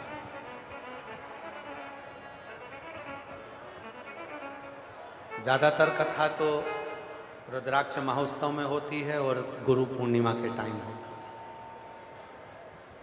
शिव से प्रार्थना। और अब तो सतयुग, त्रेता और द्वापर, तीनों युगों का समावेश कलयुग में कुबेरेश्वर धाम पर कर दिया। मुरली मनोहर मंदिर की स्थापना, प्राण प्रतिष्ठा हुई। कभी आप पूरी दुनिया में दर्शन करेंगे और पूरी दुनिया का दर्शन करने के बाद आप कुबेरेश्वर धाम के मुरली मनोहर मंदिर में जाएंगे तो वहां की भगवान कृष्ण का स्वरूप, राधा रानी का स्वरूप, जैसा आप एलईडी पर दर्शन कर रहे हैं, इतना आकर्षण है वहां उस स्वरूप में। कृष्ण भगवान, राधा रानी, सीताराम जी, शंकर पार्वती जी, वो आकर्षण। सतयुग, त्रेता और द्वापर, तीनों युगों का समावेश उस मंदिर में। शिव पार्वती भी उस मंदिर में, राम सीता भी उस मंदिर में और कृष्ण राधा भी उस मंदिर। षडानंद कार्तिकेय का प्रागट्य हो। षडानंद कार्तिकेय जी जब तारकासुर को मारने के लिए जाने लगे,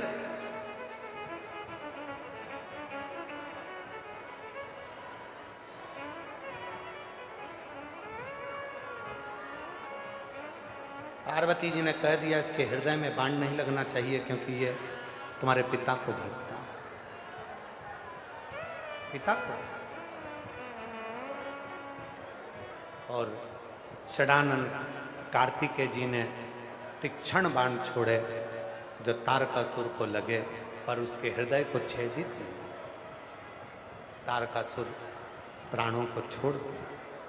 उसके 3 बेटे थे, तारकाक्ष, विदुमाली और कमलाक्ष। तीनों का तप आगे वर्णन आया।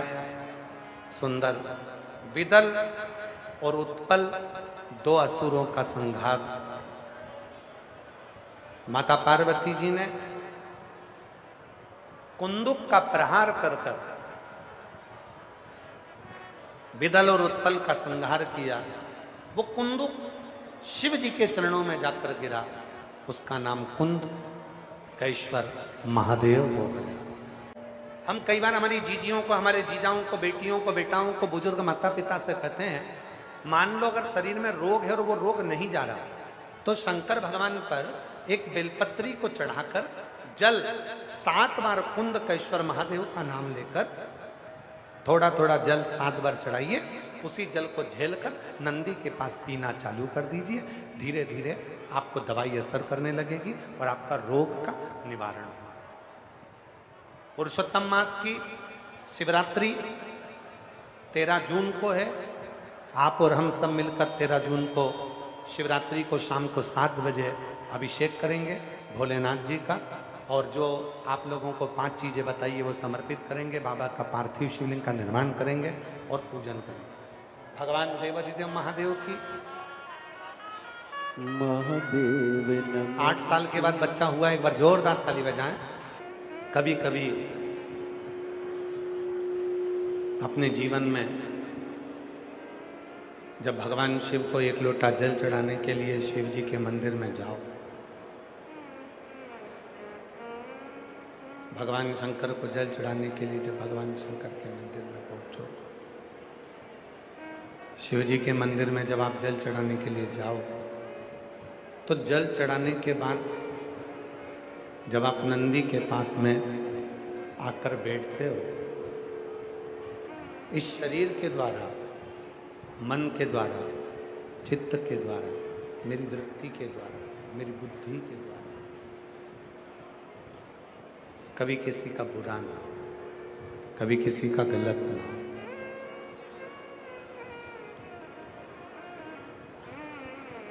कहते हैं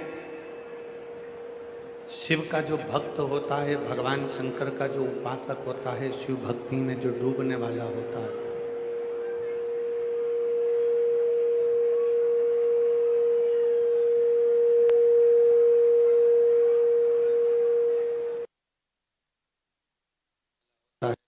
शंकर की जो उपासना करने वाला होता है,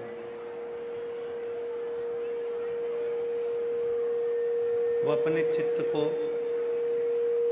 अपनी वृत्ति को, अपने मन को कोई भी कर्म करता है तो उस कर्म में शिव को समर्पित करता है।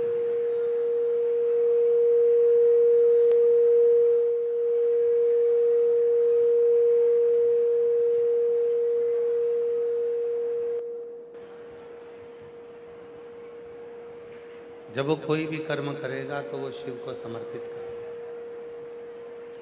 अच्छा कर्म करा तो भी भगवान को समर्पित करेगा और बुरा कर्म करा तो भी भगवान को समर्पित करेगा। श्रेष्ठ कर्म किया तो भी भगवान को समर्पित करेगा और बुरा कर्म किया तो भी भगवान को समर्पित करेगा। अच्छे और बुरे कर्म को, श्रेष्ठ और बुरे कर्म को भगवान को समर्पित कर कर चलता है, भगवान को समर्पित कर कर चलता है। क्यों? क्योंकि शंभो शंभो शंभो शंभो शंभो शंभो शंभो शंभो शंभो शंभो शंभो शंभो। कितने साल हो गए तुम लोगों को साउंड चलाते चलाते? शंभो शंभो शंभो शंभो। शिव का जो भक्त होता है, भगवान शंकर का जो उपासक होता है, शिव की जो साधना करने वाला होता है, शंकर की जो आराधना करने वाला होता है, शिव साधना में डूबने वाला होता है, भगवान शिव की जो आराधना करने वाला होता है, वो अपने अच्छे और बुरे कर्म को शिव को समर्पित कर कर चलता है। अच्छा कर्म भी भगवान शंकर को देगा और बुरा कर्म भी भगवान शंकर को। शायद शिव महापुराण की विद्येश्वर संहिता में एक बात लिखी है।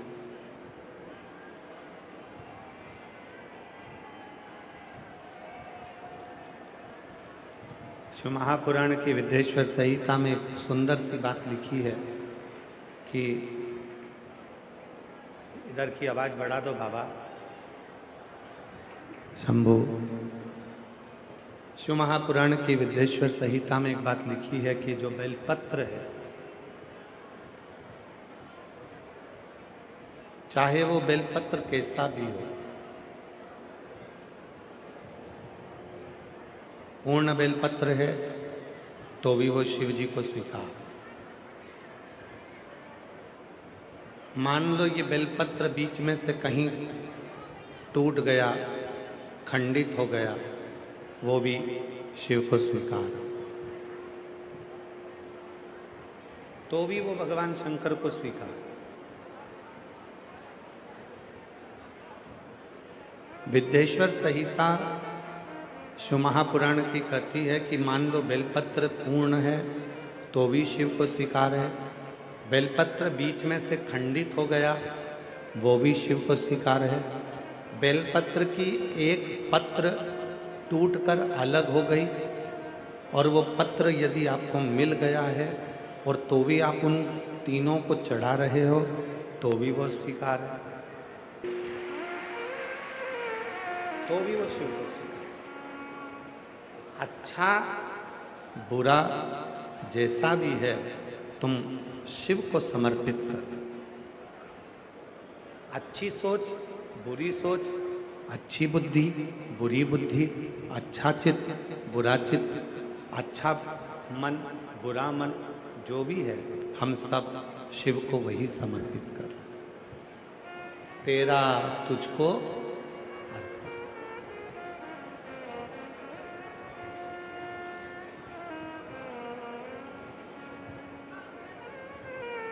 तेरा तुझको अर्पण। ये पत्र चाहे इनके 1000 टुकड़े हो जाएं, ये बेलपत्र चाहे इसके हजारों हजार टुकड़े हो जाएं तो भी वो शिव को स्वीकार। उसी तरह जैसे शंकर भगवान का शिवलिंग होता है,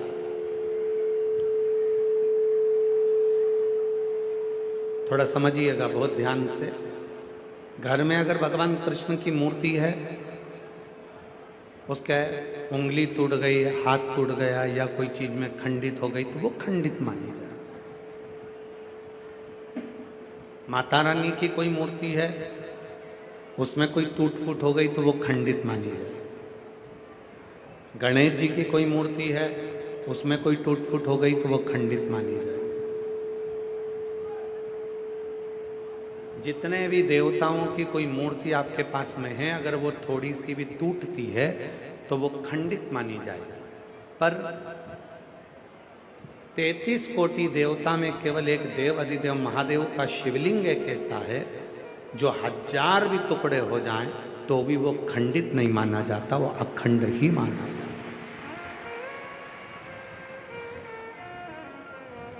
वो खंडित नहीं कहलाए। आपके घर में अगर कोई शंकर भगवान का शिवलिंग रखा है, उसके 4 टुकड़े हो गए, 3 टुकड़े हो गए, कोई बच्चे ने उसको गिरा दिया, स्नान कराते कराते खंडित हो गया, उसके टुकड़े टुकड़े हो गए, 1000 टुकड़े हो गए उसके, तो भी वो खंडित नहीं कहलाए। वो खंडित नहीं हो सकता, वो अखंड है। शिवलिंग कभी खंडित नहीं माना जाता, उसको अखंड माना जाता। उसी तरह आपको बताया अभी हाल कि ये बेलपत्र का एक पत्ता है, ये दूसरा पत्ता है, ये बेलपत्र का तीसरा पत्ता है।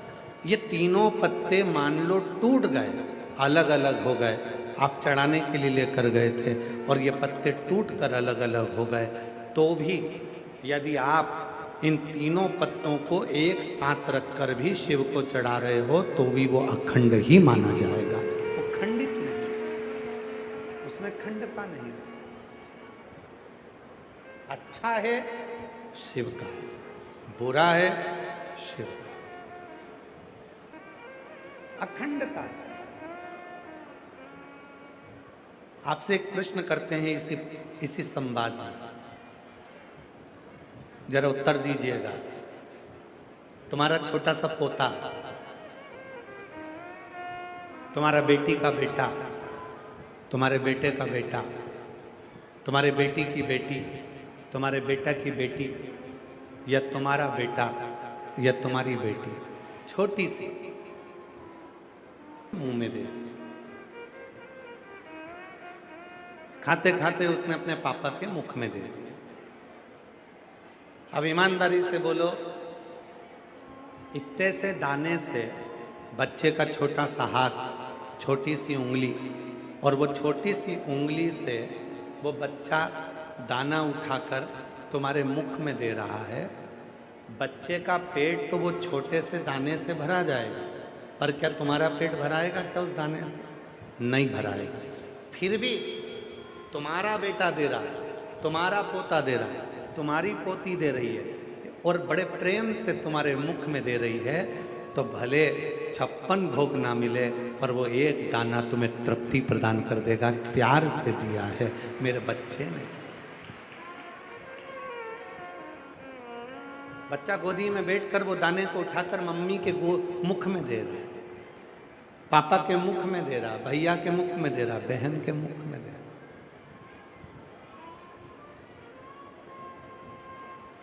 छोटा सा दाना,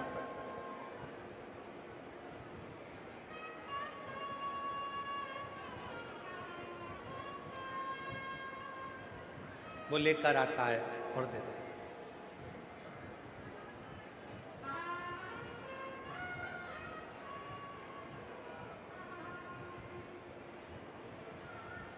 और वो इतना सा दाना हमको जो तृप्ति देता है, वो तृप्ति मूल हो जाता है। वो तृप्ति एक बिल्कुल छोटा सा दाना वो लाके दिया और उसमें हमको तृप्ति। अब वो दाना इतना बड़ा नहीं है, वो भोजन का कोरा इतना बड़ा नहीं है, पर वो दाना जो उसने प्रेम से दिया है वो तृप्त कर रहा है। जो उसने दिया है उसमें हमको तृप्ति मिली। उसी तरह आप पिता हो, भगवान शंकर पिता है, माँ जगत जननी दुर्गा भवानी माँ है। आप सब, हम और आप उस शिव के पुत्र पुत्री हैं, बेटा बेटी हैं।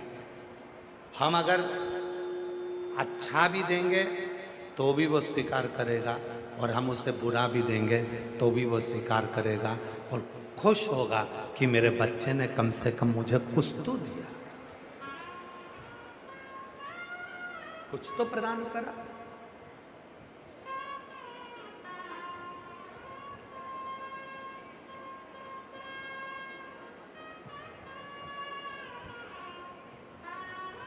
एक गुरु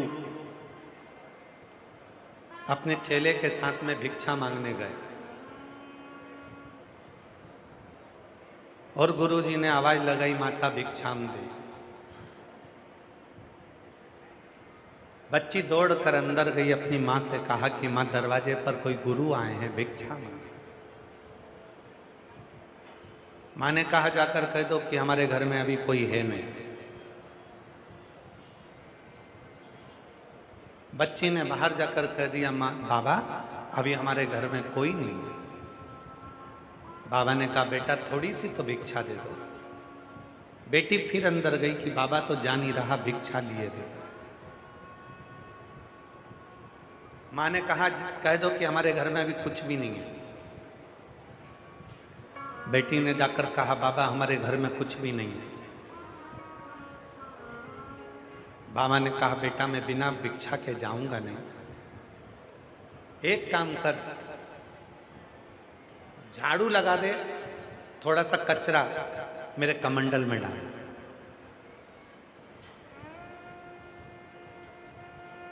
बेटी ने झाड़ू लगाई, कचरा उठाया, बाबा के कमंडल में दे दिया। बाबा कचरा लेकर चले गए। चेले ने पूछा गुरुजी से, गुरुजी उसने भोजन नहीं दिया, अन्न नहीं दिया, कचरा दिया, तुम इस कचरे का करोगे क्या? गुरुजी ने वो कचरा लिया, आगे जाकर फेंक दिया। जब कचरा फेंकना ही था तो तुम लेकर क्यों आए? गुरुजी ने कहा भले कुछ भी दो पर देकर भेजो। बेटी ने कम से कम आज कचरा दिया है, जब शादी होकर जाएगी तो दरवाजे से किसी संत को कभी खाली नहीं भेजे। देने की जो आदत है वो बचपन से होती है। प्रार्थना की जो आदत है वो बचपन से होती है।